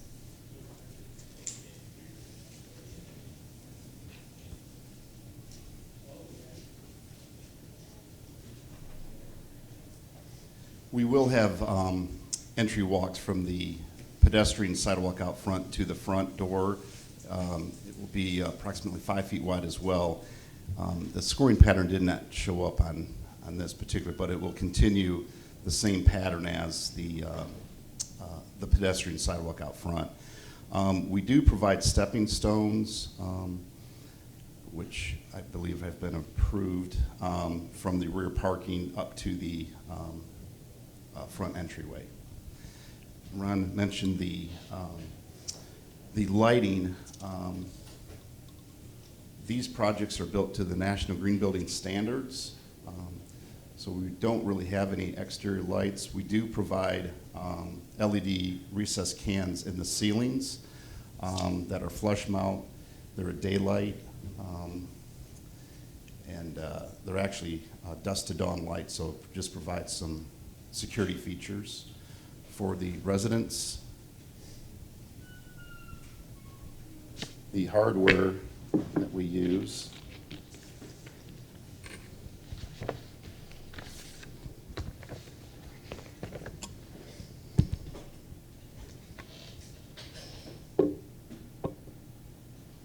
The front doors are a Therma-Tru Craftsman style door, and then the entry hardware is the Schlage. It's actually called a Century. The front doors are going to be painted black, so this would probably end up being a brushed nickel finish.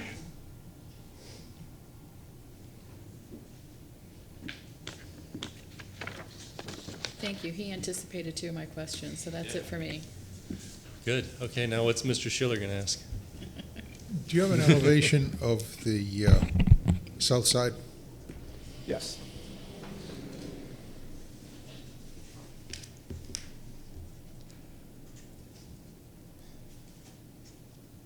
This would actually be the south side here.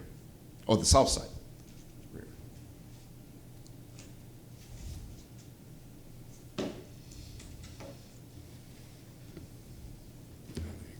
This is the south.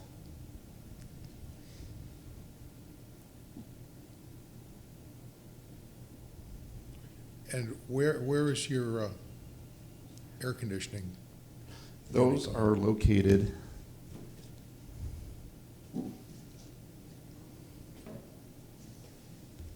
right here in the rear, Okay. south side. All right. Thank you.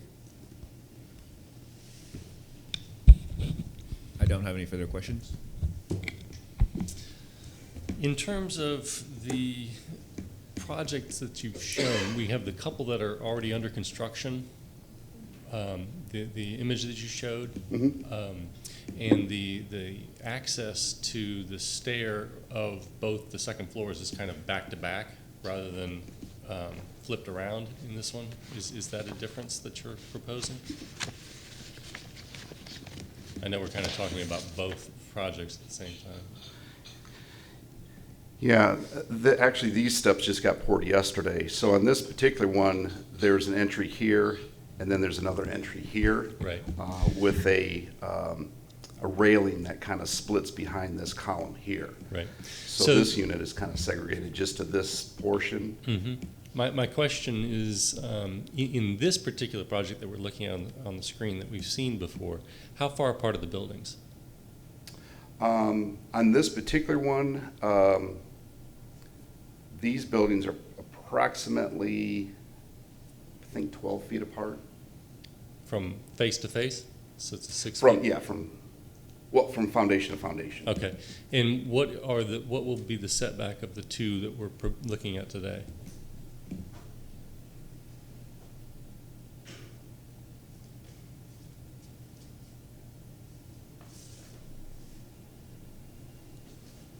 Those will be about 8 feet. Total. So we're getting tighter on these. Yes. Okay.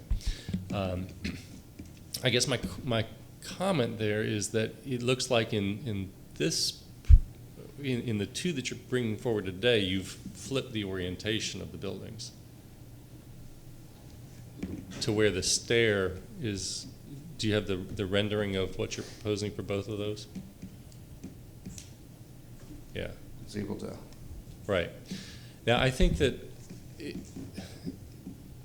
my concern here is that the stairs, when they come out, they close off the kind of the street corridor and the relationship of the buildings to the rest of the neighborhood.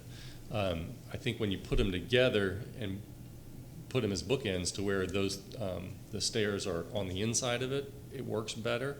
And I think that you'll even get a better result in this one because of the tightness. The other buildings being further apart, kind of that interrelationship between the two, although it's obvious, kind of gets blown away a little bit. So that's one of my concerns.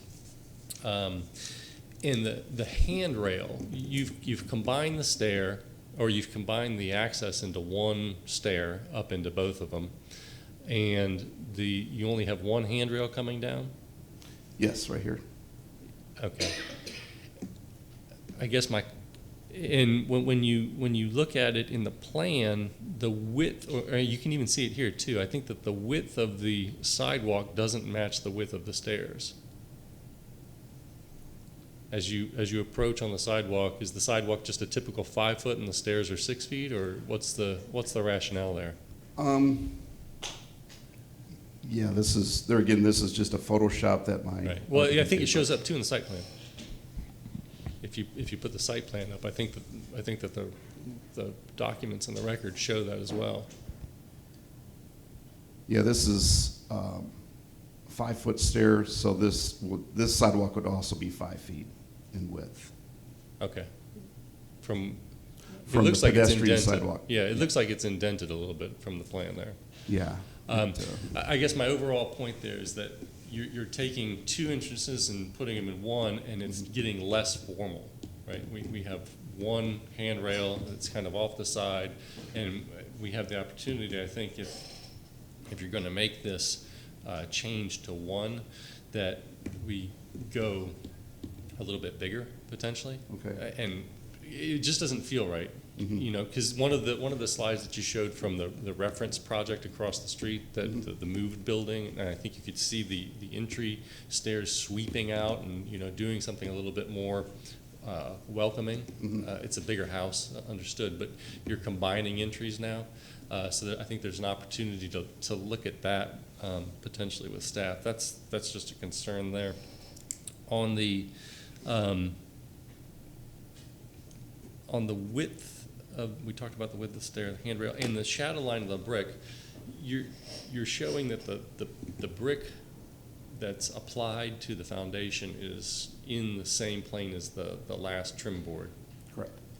And I think that I'd press you to kind of look for an opportunity to make the trim board stick out a little bit so that we get that shadow line across the brick. Mhm. Because when they come up in the same plane, they start to look applied. Okay. So as we're trying to kind of refine and tweak and work with you on these iterations of it, I think that's maybe something we can incorporate into it as we go forward. You know, one of the good things that we've seen in your presentations as well as the earlier presentation on the street is we see a number of your projects kind of being constructed in the background of the reference photographs. So Yes. Congratulations. Thank But you. let's make an opportunity to kind of iterate each one to make a detail and make a nuance so we aren't just doing the same thing. Right. And they become kind of unique and kind of advance the ball each time. So Sure. I appreciate the kind of the effort that you're putting into it, and you know, again, congratulate you on the opportunity to provide some of these infill projects. Those are my questions. So if you have any rebuttal for what you've heard, now's the opportunity.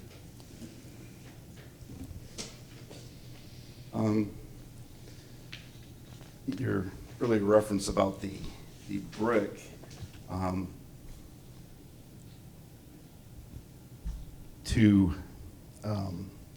that's an easy thing to do, because these columns actually get built out. So what we'll do is just kind of keep those back in a little bit. And so when that brick is applied, then it can be, recessed back from the trim board here. And this trim board actually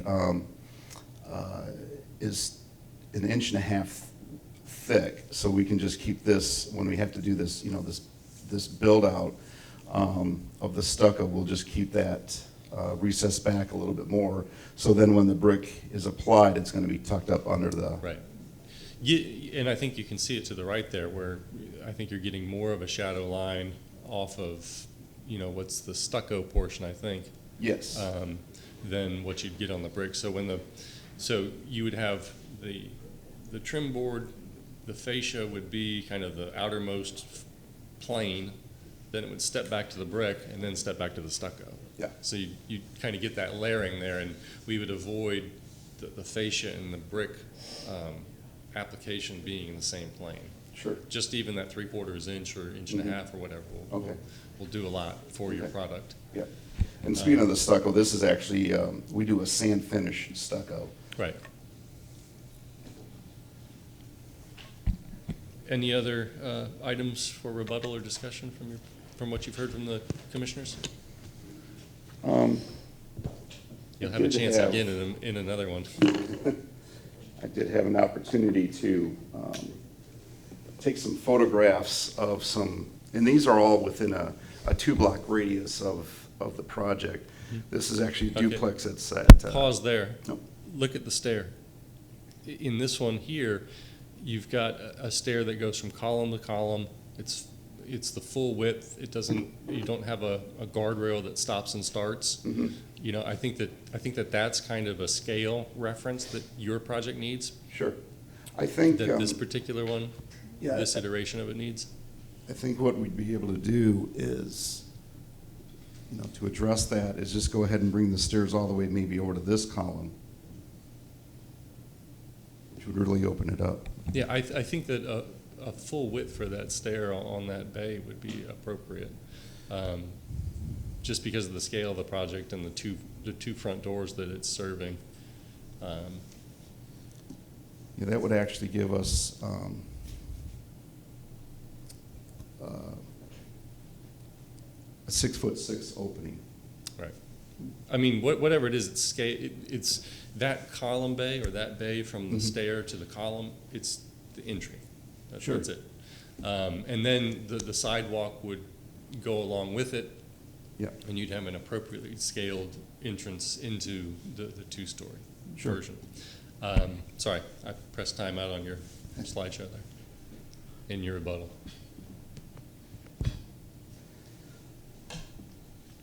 And I won't present all of these because I was amazed at how many there were. These were just taken over the weekend. Again, they're getting the see? stairs. Okay. Again? The stairs. Again? Even wider. Sure. That, And this one this one has a little bit different, but you see, Yeah. that one's interesting. this one's kind of hard to tell just because of the colors, but here's the stair entryway here, which is Yeah. going from the column to column. Yeah, it goes column to column. There again, So I think that, I mean, that entryway into these particular versions, now that you've combined it, is something that we need to look at and, Sure. and tweak. So with that, we'll close the public hearing and we will discuss the case.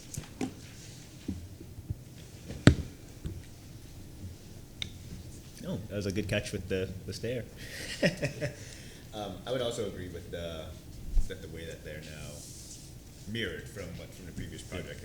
I believe that if the stairs were bookended on each other as well, now we look back at the Sanborn map, that the project would be a bit more welcoming of the neighborhood as well. Covered that. So, and I appreciate the detail that you pulled out with the entranceway. I agree with the entire direction, but I actually disagree on the location of the stairs. When I saw this rendering versus what's been approved previously, I thought this, to have those balconies and that entranceway kind of open to each other, I appreciate, because that's kind of the idea of having these open porches along the streetscape. And if you're going to have the stairs at any point in time, I would prefer to see these two structures, it sounds funny, but speaking to each other, whereas having the stairways on the interior and separating them, I feel it's less opening to the neighborhood. So it's just, just how different people see it. Yeah. Well, that can be a version of one. I think that my concern is that when you're coming down the street until you get to that point where you can see that they're talking to each other, you're just going to see the blank wall of both sides, and it'll close down the porches. I mean, you're going to close it down on the inside. If they were flipped, you'd close down the relationship that you're concerned about and discussing. But from a pedestrian, vehicular, or anybody else who isn't on those 4 levels in the city, you're going to see big blank walls that go straight to the build-to line, and it's going to close down the streetscape more. And I appreciate where you're coming from on that.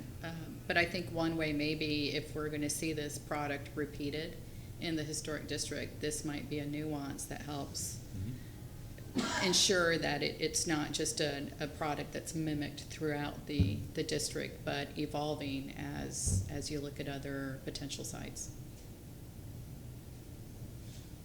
So you're suggesting that the house on the left should be on the right and the house on the right should be on the left because of That's what I'm suggesting. pedestrians and just the streetscape as you drive by? Yes. Yeah.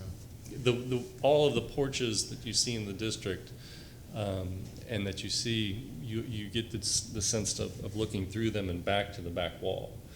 These, if you're coming down the street, you're not going to see any of those porches until you get to be about 45 degrees from the porch, and then 90 degrees, and then 45, and then the rest of it's all going to close down, and you're going to have this big block or 2 big blocks, because it's going to close on both sides from up and down the streetscape. Now that you mention it, I understand what you're talking about. It makes sense to me.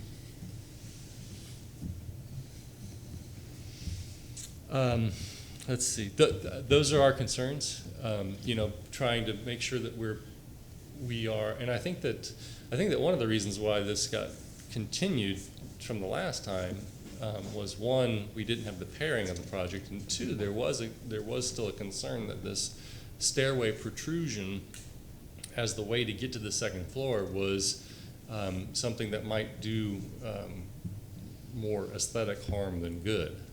And so we're trying to balance out, that task to try to figure out how do we make sure that we're doing a porch that's not authentic, but relates to the rest of the district and doesn't close down vistas and spatial relationships. So those are the things that we're wrestling with. However, on the backside talking about, if the houses were flipped, people sitting on the front porch of each would never see each other. That's correct.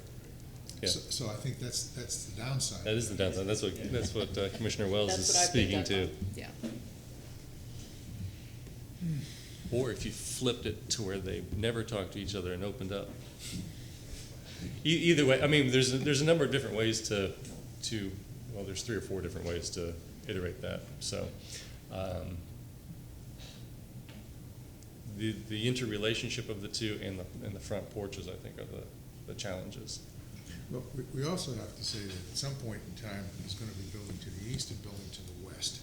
Mm-hmm. So for a while, you look at the blank walls, but over time, there'll be other things there. Okay.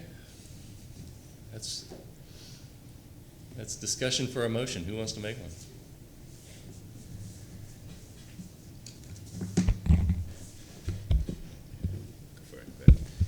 Move to grant a certificate of appropriateness for drawings and documents presented at this public hearing in BLC case number 19-60 for the property located at 1707 East Columbus Drive, with the following conditions: that the applicant open up the stairway from so column to column to match the rest of the historic district.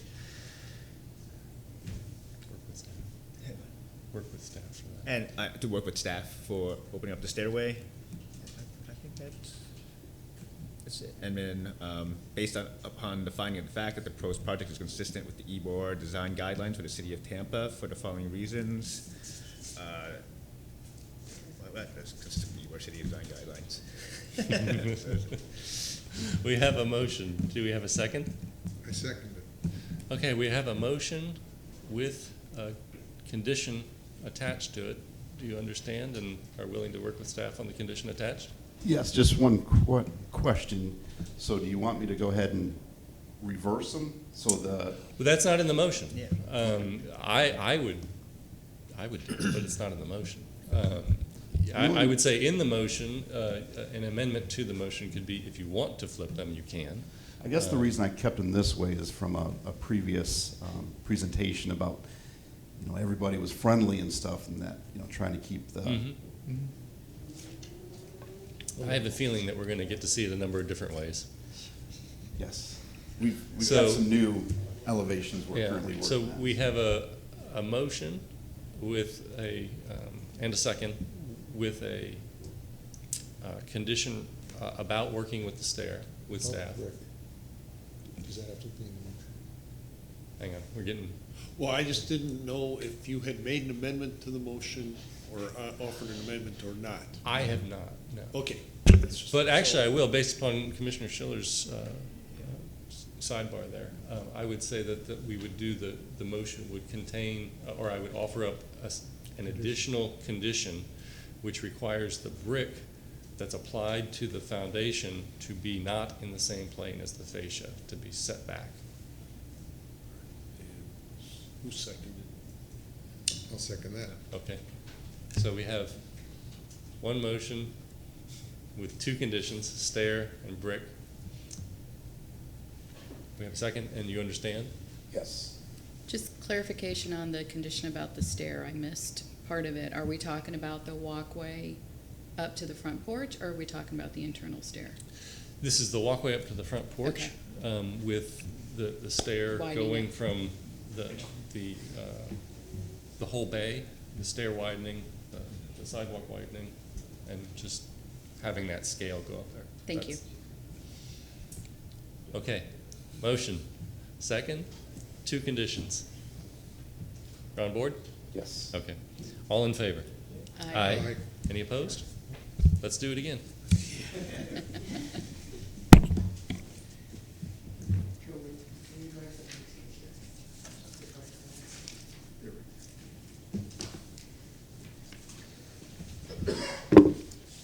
Good morning, Commissioners. Ron Vila, staff with Historic Preservation. Moving down the agenda to BLC 19-112 for the address of 1709 East Columbus Drive. This request is in for a duplex, approximately 2,600 square feet.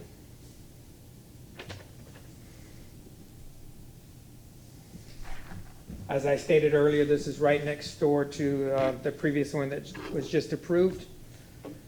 Starting with a Sanborn map, property in question is highlighted in the green box. It does face Michigan Avenue, which is currently Columbus Drive. It is flanked by 17th Street and 18th Street. This is the overhead, showing the frontage on Columbus Drive with the alley towards the rear. Property in question is in the green box. Looking at the subject site, looking at each side of the subject site were empty parcels. This is to the east, and this is the site that the project just prior received approval. Directly across the street, we have the live work that I spoke about, the Spoto convenience store with the residential on top. Series of street shots. This is looking down Columbus Drive, showing the parallel parking on this section of Columbus Drive.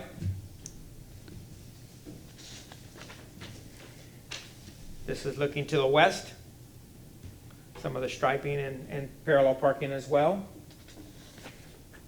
Looking from the rear of the property to the north into the site, then you have Columbus Drive and then the Spoto dry goods store.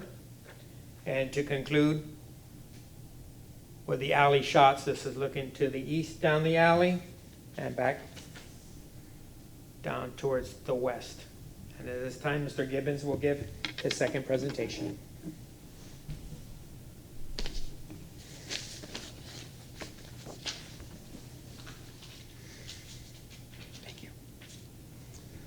Good morning.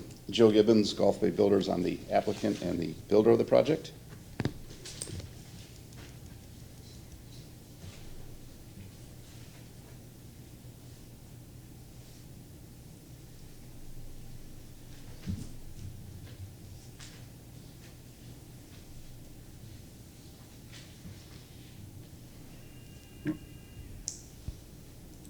The project is at 1709 East Columbus. And the only structure, residential structure, is to the east at 1713 East Columbus, which has a verified finished floor elevation of 2 feet 5.5 inches, and that's what we're going to match up with. The front setback is at 10. It's actually 10 feet ½ inch, which is in line with 1713 East Columbus. The present sidewalk out front will be replaced. There's some cracking and during the course of construction and probably get even more damage, and then that will be scored appropriately. The parking is in the rear. It's an 18 by 36 concrete drive with 5 foot by 5 foot scoring patterns. And this, we worked with staff. The original presented was quite larger, and we worked with staff, and this is what they wanted to see. We've got the appropriate flares coming out to the improved alleyway. The air conditioning units are placed in the back, and there will be some additional landscaping around that. And then we provide stepping stones up to the pedestrian sidewalk.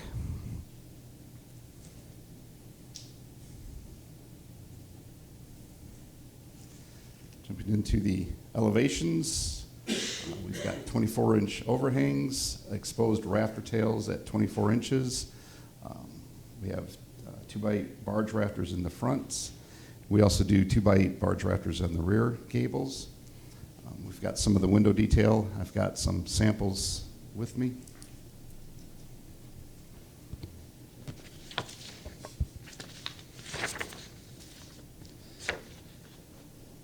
This is one that you've seen before. Shows the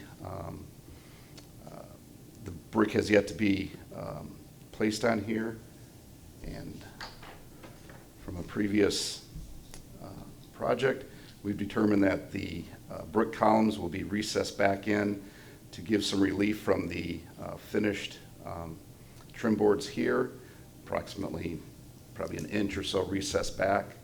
This shows some of the historic sill here, which is this that we worked with staff on. It's actually referred to as a historic sill from the manufacturer. We have the crown. This is the same manufacturer. Paints up really nice.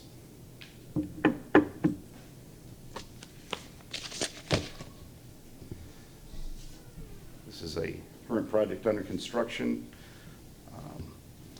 Shows the 4-inch concrete caps with the brick. This shows the 3-inch concrete sill with the recessed sand stucco finish. Just a side elevation shows some of the exposed rafter tails with the V-groove soffit. This is under construction. This is where the brick columns will go. It's kind of hard to tell in the photos. This is a blow-up of the current project that shows the Hardy Artisan 6-inch trim boards, our corner boards, as well as our fascia boards, or the separating fascia trim boards are 2 inches as well. Shows the historic sill, the 6-inch Artisan. The windows are a gelled impact. It's a wood window with a aluminum cladding on the outside. You can see by the way we trim these out, it really gives a kind of historic reference. Just some artist renderings. One entryway. What we've decided to do from a previous project is open up this entryway from the wall to the column, which is approximately 6 foot 6 inches wide, and then the walkway from the right-of-way sidewalk to that will be the same width, approximately 6 feet 6 inches wide. Kind of an aerial shot. There again, this railing will now come over to the column, and the walkway will be the same width as the stairs. To open it up, kind of shows some of the detailing that we do at the gable ends, some of the exposed rafter tails, which are 24-inch. The roof that we use is a GAF Timberline architectural shingle. We've worked with staff on the proposed colors. This is the front door, and then the front door hardware. The proposed color is black, so we would probably change this to a brushed nickel. Some of the proposed colors that we've worked with staff on. In fact, working with staff on implementing some new colors as well, but what we've proposed is the English Pub red brick. The doors are Tricon black. The trim is a Wall Street. It's kind of a grayish, and then the body is white. And with that, that concludes the presentation of this project. Thank you. Good morning, Commissioners. Ron Vila, staff with Historic Preservation. That this application is consistent with the Ybor City Design Guidelines with the plans that we reviewed on August 9th, 2019. With the modifications to the drawings that are submitted into our office to reflect the verbal changes that were submitted today, with the modifications to the walkway and the steps leading to the ceremonial entrance to be widened to reflect the prior comments, and that the drip cap to the foundation termination point to the pier be reflected, that the pier is not proud of that drip cap. And I'll be here to answer any questions. Thanks, Ron. Let's see. Public comment. I guess if nobody showed up for the last one, they won't be here for this one. Commissioners, any questions? No questions. No questions. No further questions. One of the things that we didn't catch last time is that the stairs that you show in the rendering and the stairs that you show in the site plan are inconsistent. Which one do you want? We will implement the stairs in the rendering as Okay. far as the width, Mm-hmm. and the walkway will be the same width as the stairs. Okay. Right now, we have 6 foot 6 inches between Right. this outside corner to the column. It'll probably maybe end up being 6 feet by the time we Right. start the railing coming down, And so then the walkway to the Can you- entry will be. Can you put up the site plan just so I'm not, so I'm making sure that I'm making an appropriate comment? Yeah. So the stairs there are on the different bay. Because the stairs, the exterior stairs that you show are adjacent to the bay that has the stair that goes upstairs.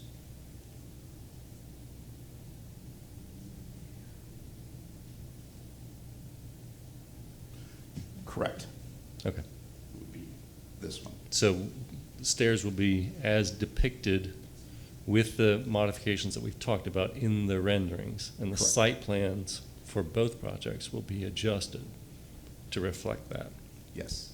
Okay. We won't go back in and modify it. We'll just, Ron, just. Okay. Mr. Chair? Yes. I think once we're done with this one, it may behoove to go back and just clean that up on the other one too, to just reopen that hearing. Okay. Okay. Let's see. Any rebuttal to what you've heard? No. Okay, great. So we'll close the public hearing, discuss the case. Okay. No comment. Okay, we need a motion. Final approval with conditions. Move to grant, here's the next one.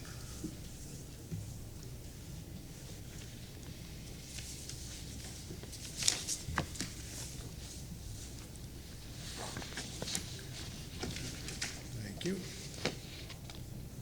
Move to grant a certificate of appropriateness for the drawings and documents presented at this public hearing in BLC 19-112 for the property located at 1709 East Columbus Ave with the following conditions. The applicant will be required to move the stairs or adjust the stairs as presented here. He will be required to have the brick piers adjusted to have the trim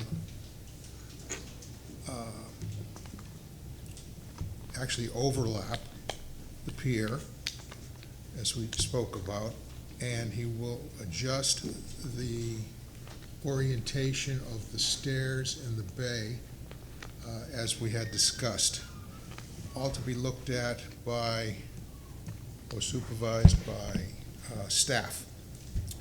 Because based on the finding of fact, the proposed project is consistent with the Ybor City guidelines of the City of Tampa for the following reasons: it meets the design guideline reference and the Secretary of the Interior standards. All right, we have a motion with conditions. Second, with the clarification just on the orientation of the entryway stairs. I think the intent of the applicant is for it to be consistent with the rendering as opposed to the site plan that was submitted. So as staff works with the applicant, that's just a point of clarification. Okay. Thank you. We have a motion with a second with a point of clarification. Do you understand what's been presented? Yes. Okay. Any further discussion? I guess we don't discuss that. All in favor? Aye. Aye. Okay, that one passes. And what we'll do is we will open up, we will reopen BLC 19-60 to amend the condition to include. Do I have to make this, is this a motion or is this just a point of clarification? I think it's part of the condition, maybe the condition. Right. Yeah, so I think so. We'll have to. Can I clarify it? I made the motion? Yes. Let's just have, Okay. All right, so let me pull up the. Can we just add in the clarification without having to restate the whole The thing? motion? You don't Okay. have to restate the Oh, whole you don't have to motion. restate it. All right, great. So just clarification for the motion for BLC 19-60 is that the applicant is to use the rendering as the basis of the widening of the stair and location as opposed to what was presented on the site plan. And modify the site plan accordingly to reflect what was presented on the rendering at the hearing. Understood. Okay. That's a clarification. Second. We have a second. All in favor? Aye. Okay, you're done. Thanks. Thank you. Good catch.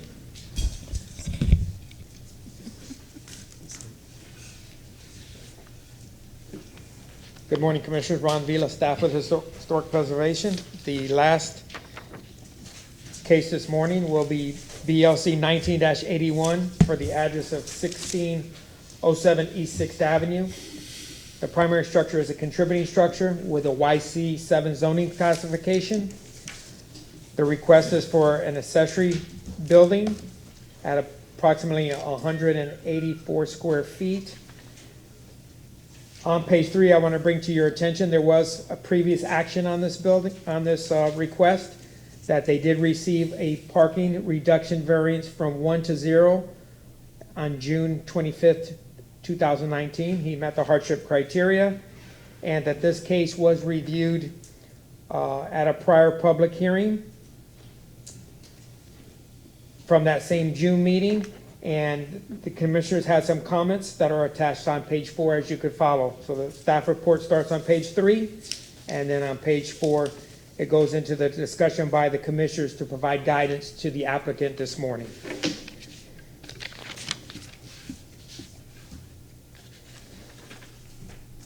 Moving to the period map from 1929.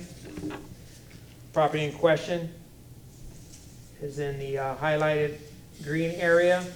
These are very modest homes that face the railroad tracks. This is 6th Avenue to the north, and it's in between 16th Street and 17th Street. There is an alley that runs east-west behind the property. This is looking from above, looking at some of the site parking, surface parking that's around. Property in question is indicated with the green. 6th Avenue to the north, and then as you continue to the north, you see some of the fabric here and the concentration as it gets to the commercial core of 7th Avenue. This is looking from 6th Avenue, back at the north elevation, which is the front. Here you have a portion of the north elevation and the west elevation. And this is the east elevation and the north.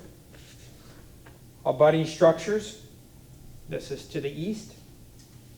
You have another single-family contributing structure.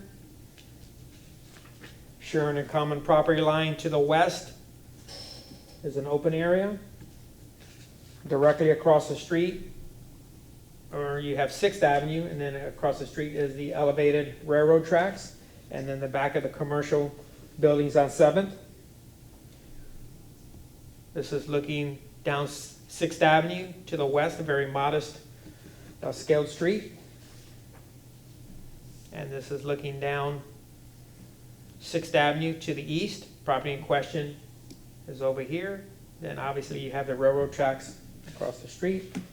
And to conclude, you have the alley. That's an unimproved alley behind the property in question that's fenced in. And this is the alley as it exits to 17th Street. That concludes the photo presentation. Mr. Zolo will address the board at this time.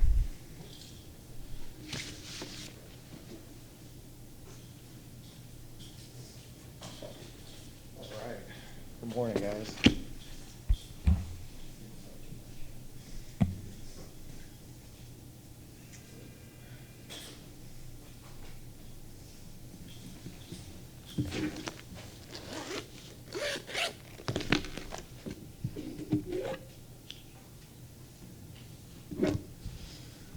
All right, so thanks for having me again.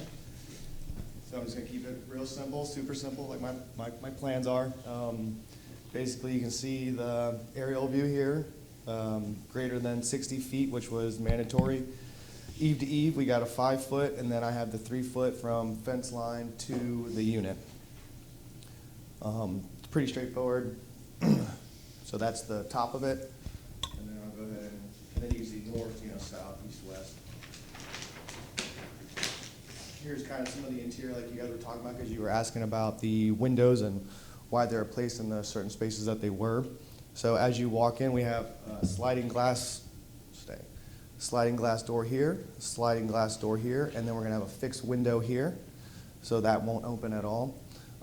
Window where the bathroom area will be, and then another window. And then this is just all workspace, more storage.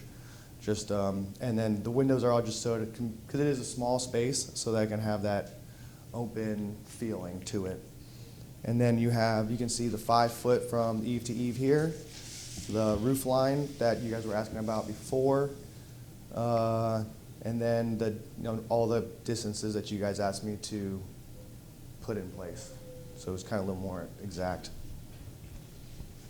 We'll go ahead and go to the next one. And then the elevations. We got east elevation here, pretty straightforward. You see how I'm going to go with the windows, the novelty siding. West elevation, this is where the unit that you had asked me before about, we're going to go with a ductless AC unit, and that will be on the west side of the building, so you won't be able to see it, so it'll be nice and hidden. And then you have a window for the bathroom area, a nice window for the loft area. Pretty simple with south elevation. This will be the side facing the fence. Nice window, get some light in here. North elevation, we got another little sliding glass, another fixed window. And then you can see we have just the little decking that's gonna wrap around the front 2 sliders with a place to put some plants and kind of hang out.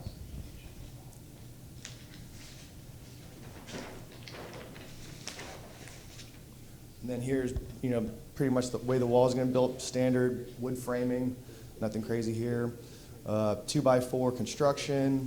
I got the 5V crimp metal roofing, which is going to match my pre-existing house. All my windows are going to match exactly what I have going on now with my historic house built from 1908. All the same exact size and trim, everything there. You can see how we're going to use the concrete footers like you guys had mentioned. And then you can see the beams, the drywall, novelty siding, pretty straightforward, nothing crazy here.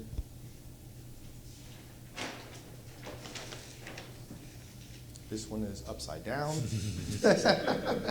So let me fix that real quick.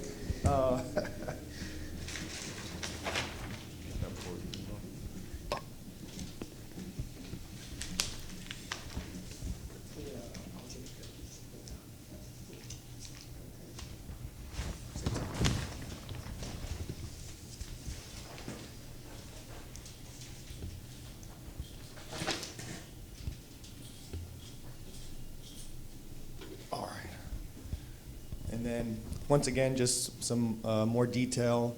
Just kind of went overboard on what we were going to do with detail. I didn't want to leave anything out.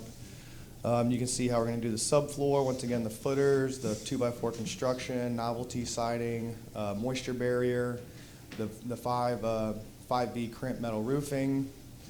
Pretty standard stuff, nothing crazy.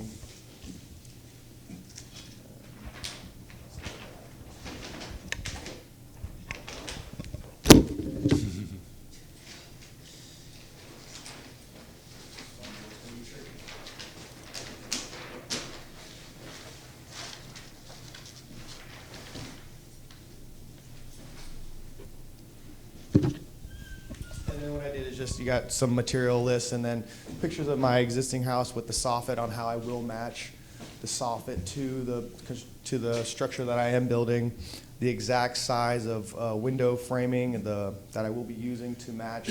Now my existing house is vinyl siding, which we will not be using because I can't stand it.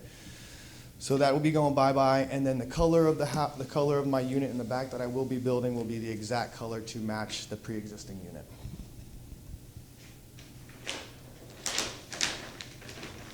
And then this is just showing exactly the construction on how all the windows and everything will be attached to the wood framing, the call out of the exact dimensions of the windows, height, all that good jazz.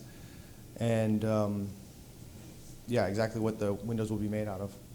And that's pretty much concludes my presentation. I'll leave it to you guys for questions.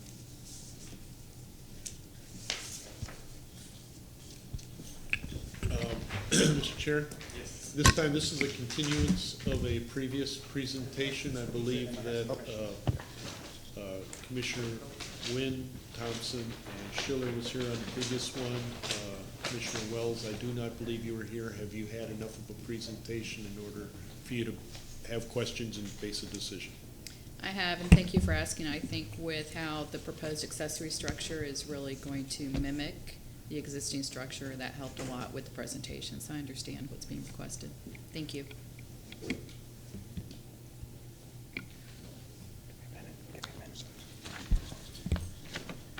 So Commissioners, this application is consistent also with the Ybor City Design Guidelines.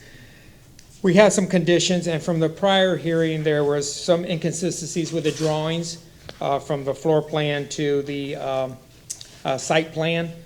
So I believe he tightened those up and he provided the information that is consistent moving forward. Some of the concerns that we had were the wall section, calling out all the materials, which I believe he hit upon, and he showed some illustrations and or photos to assist with the presentation this morning. I believe there are a couple additional items with the lighting and the hardware. And then I believe that he did address, there were some inconsistencies with the floor plan as I spoke about, and now it illustrates his request. So having said that, I believe he has all the documentation here for final approval, and I'll be here to answer any questions. Thanks, Ron. There's nobody left. So there's no public comment. Commissioner Wells. I have no questions. Could you put up the first drawing? Sure. The one that showed the elevations? Thank you.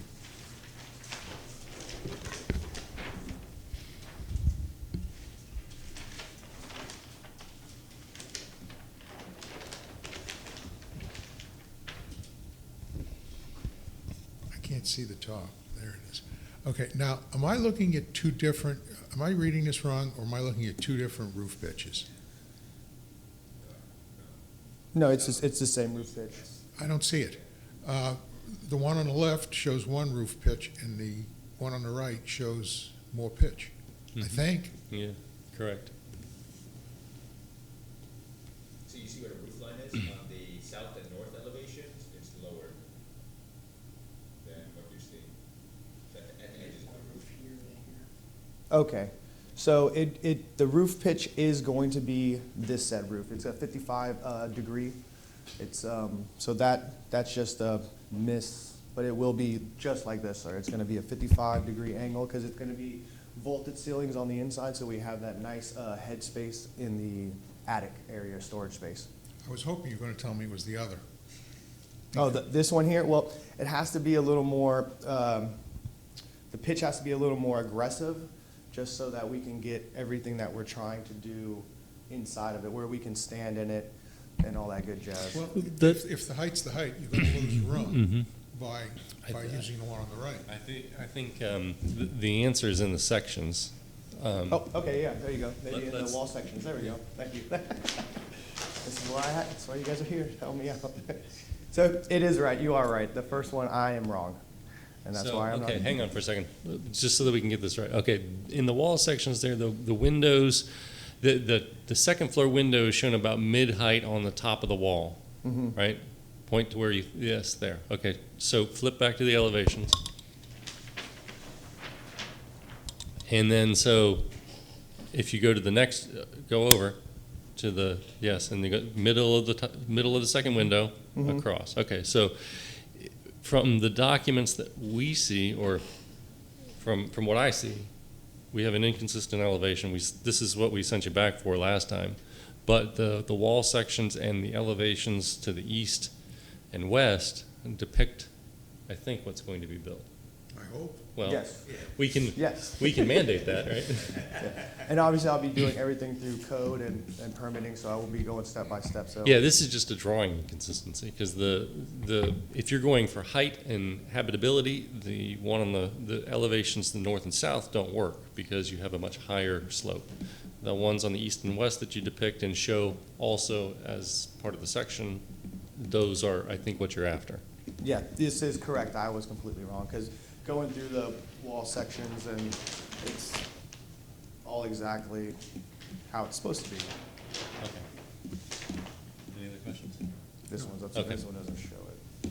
But I also have another, I believe I have, We're moving on to other questions. okay. sorry. Yeah, there's, as Ron pointed out, there's a question about like, so door hardware and that kind of stuff. Is it just gonna be matching the existing house? Absolutely. Yeah. And then, you said you're not using vinyl sidings? What type of siding? No, so we're just gonna use the novelty siding, the traditional one that is approved through the historic Barrio through you guys. So it's the one that has, it has like a little latch, it's beautiful, it matches what's underneath the vinyl siding of my house. Okay, no further questions. Okay. Soffit. Yes. The one that you showed was a vinyl soffit. Yes, the soffit we are going to use is gonna be historical, it's gonna be the beadboard, and it calls out for it right here. Double 2x4 top plate, that's the top plate, and then it should call the, but it's gonna be the historic beadboard, the one that folds right into each other, which they used to make the interior walls out of. But it will have a soffit right underneath, it's not gonna be the opened, it's gonna be to mimic the pre-existing building. Okay, so, so just for commissioners, whatever we go forward with there, we'll have to make a note of the soffit, because these drawings, as far as the soffit is concerned, is incomplete, because you'd have to extend the siding up to the bottom of the beadboard or whatever it is that you want to expose, so that we can see the rafter tail, we can see the roofing, and Yeah, the one that's on my house now is it's like a metal grill almost. yeah, we don't want that. I don't want that either. Okay. I can't stand it. I would rather so- have them exposed, to be quite honest. Well, that's what you're going to kind of end up with here. Yeah, see? I would love to have them exposed, because then you don't have critters in there. Are you talking about the original house or this project? This project, I'd love to have my original house, take those off and just have it all out, but I can't do Right. that. Well, baby steps. Yeah, exactly. I'm just trying to get the drawings right. Yeah, at this point. exactly. In the previous iteration that we saw, you had a lot of concrete foundation, and it was a concrete floor. Did you change that? No, it was all gonna be wood. It was just the, one of the gentlemen made I forgot the term he used, where it was, I forgot what it was. It was like the whole thing, but we're just gonna do the pillars, the concrete footer pillars. But he was telling us not to use the brick, because I was like, oh, I want to do the brick pillars to match the house, and he's like, maybe you should not do that, because that's gonna be way too costly. Yeah. So now we're just gonna go solid concrete. Well, I think that from what I recall, there was more of a cascading stair that came out of it, kind of since the corner opens up, where you can occupy the inside and the outside. Yeah, it's the decking right around it's just gonna be all wood, just all wood Okay. construction. Okay. And in terms of, if you go to the elevations, okay, so here, like, the fun thing about this project is it's a little jewel box, and it can be detailed as such. And then if, like, on the south elevation, the window isn't centered, is there any reason why you're choosing not to do that? Due to the layout of the, Okay, if it's an internal arrangement, I understand. yep. It looks like the window goes right over a There's- partition. There's a stair right here, and that's how you're gonna get up to the storage unit above. Is the window, I'm sorry, is the window high again? Because it looks like it's going Yeah, right the in the window's wall. exactly, I have the exact one on the very last page of how high and everything they are. Upside down drawing. Very last one. Go back to the elevation. So here they are, the exact, he did them where, off to the, Yeah, yeah. exactly what they would be. So, you can see they yeah, it's all- the low one. So go back to the floor plan? Mhm.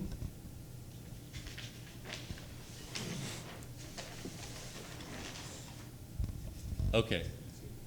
Yeah, so the window on the left, window W2, 4 feet above cut plane, and this is you have the toilet/storage room wall that you have there intersects with that window. So your window's too big.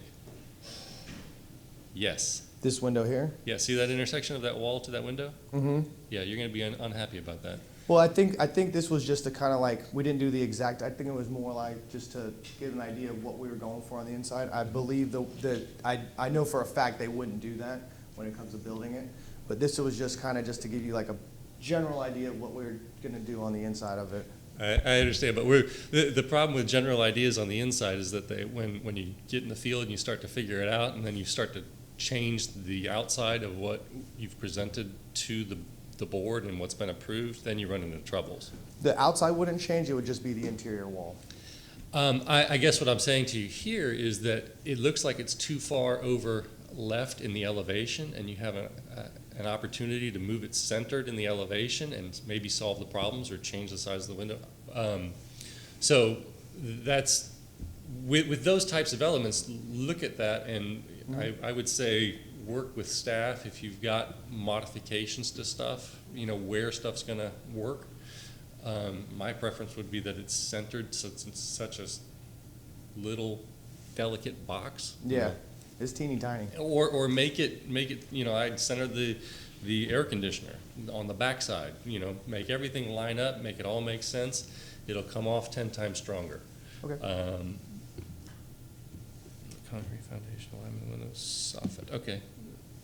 We talked about foundation, we talked about alignment. Alignment and soffit are going to be your two bigger issues, and then we'll have to clarify in the motion that the applicant is really referring to the roof that's in the section in the north and the north-south elevations, or the east-west elevations. Okay, any rebuttal to what you've heard thus far? No. Okay, I got we'll nothing. close the public hearing and discuss the case, starting with Commissioner Wells. I think with the comments noted by Mr. Schiller with the roof pitch, the other items, I don't think any other revisions are needed, and it can move forward with final approval, knowing that staff will work with the applicant to work out those final details. I agree with it. I agree with the sentiment as well. All right, somebody want to capture that sentiment in a motion? I'll do that. So, move to grant a certificate of appropriateness for the drawings and documents presented at this public hearing in BLC 19-81 for the property located at 1607 East 6th Avenue with the following conditions. That the approval for the drawings for the roof line is for the east and west elevations, also that's reflected in the sections, not the north and south. And that the applicant work with staff to finalize any alignment and adjustments of the windows and the air conditioning on the project, and then the applicant work with staff on finalizing the soft conditions for the project as well. Because based on the fact, the proposed project is consistent with the Ybor City design guidelines. We have a motion with conditions. Do we have a second? Second? We have a motion with conditions with a second. Do you understand the conditions? Yes, sir. All right. All in favor? Aye. Any opposed? None? No. All right. Go turn some dirt. Thank you, guys. I really appreciate it. I look forward to showing you what I can do with this thing. Yeah, thank you. Yeah. And seeing no new business, we will end session.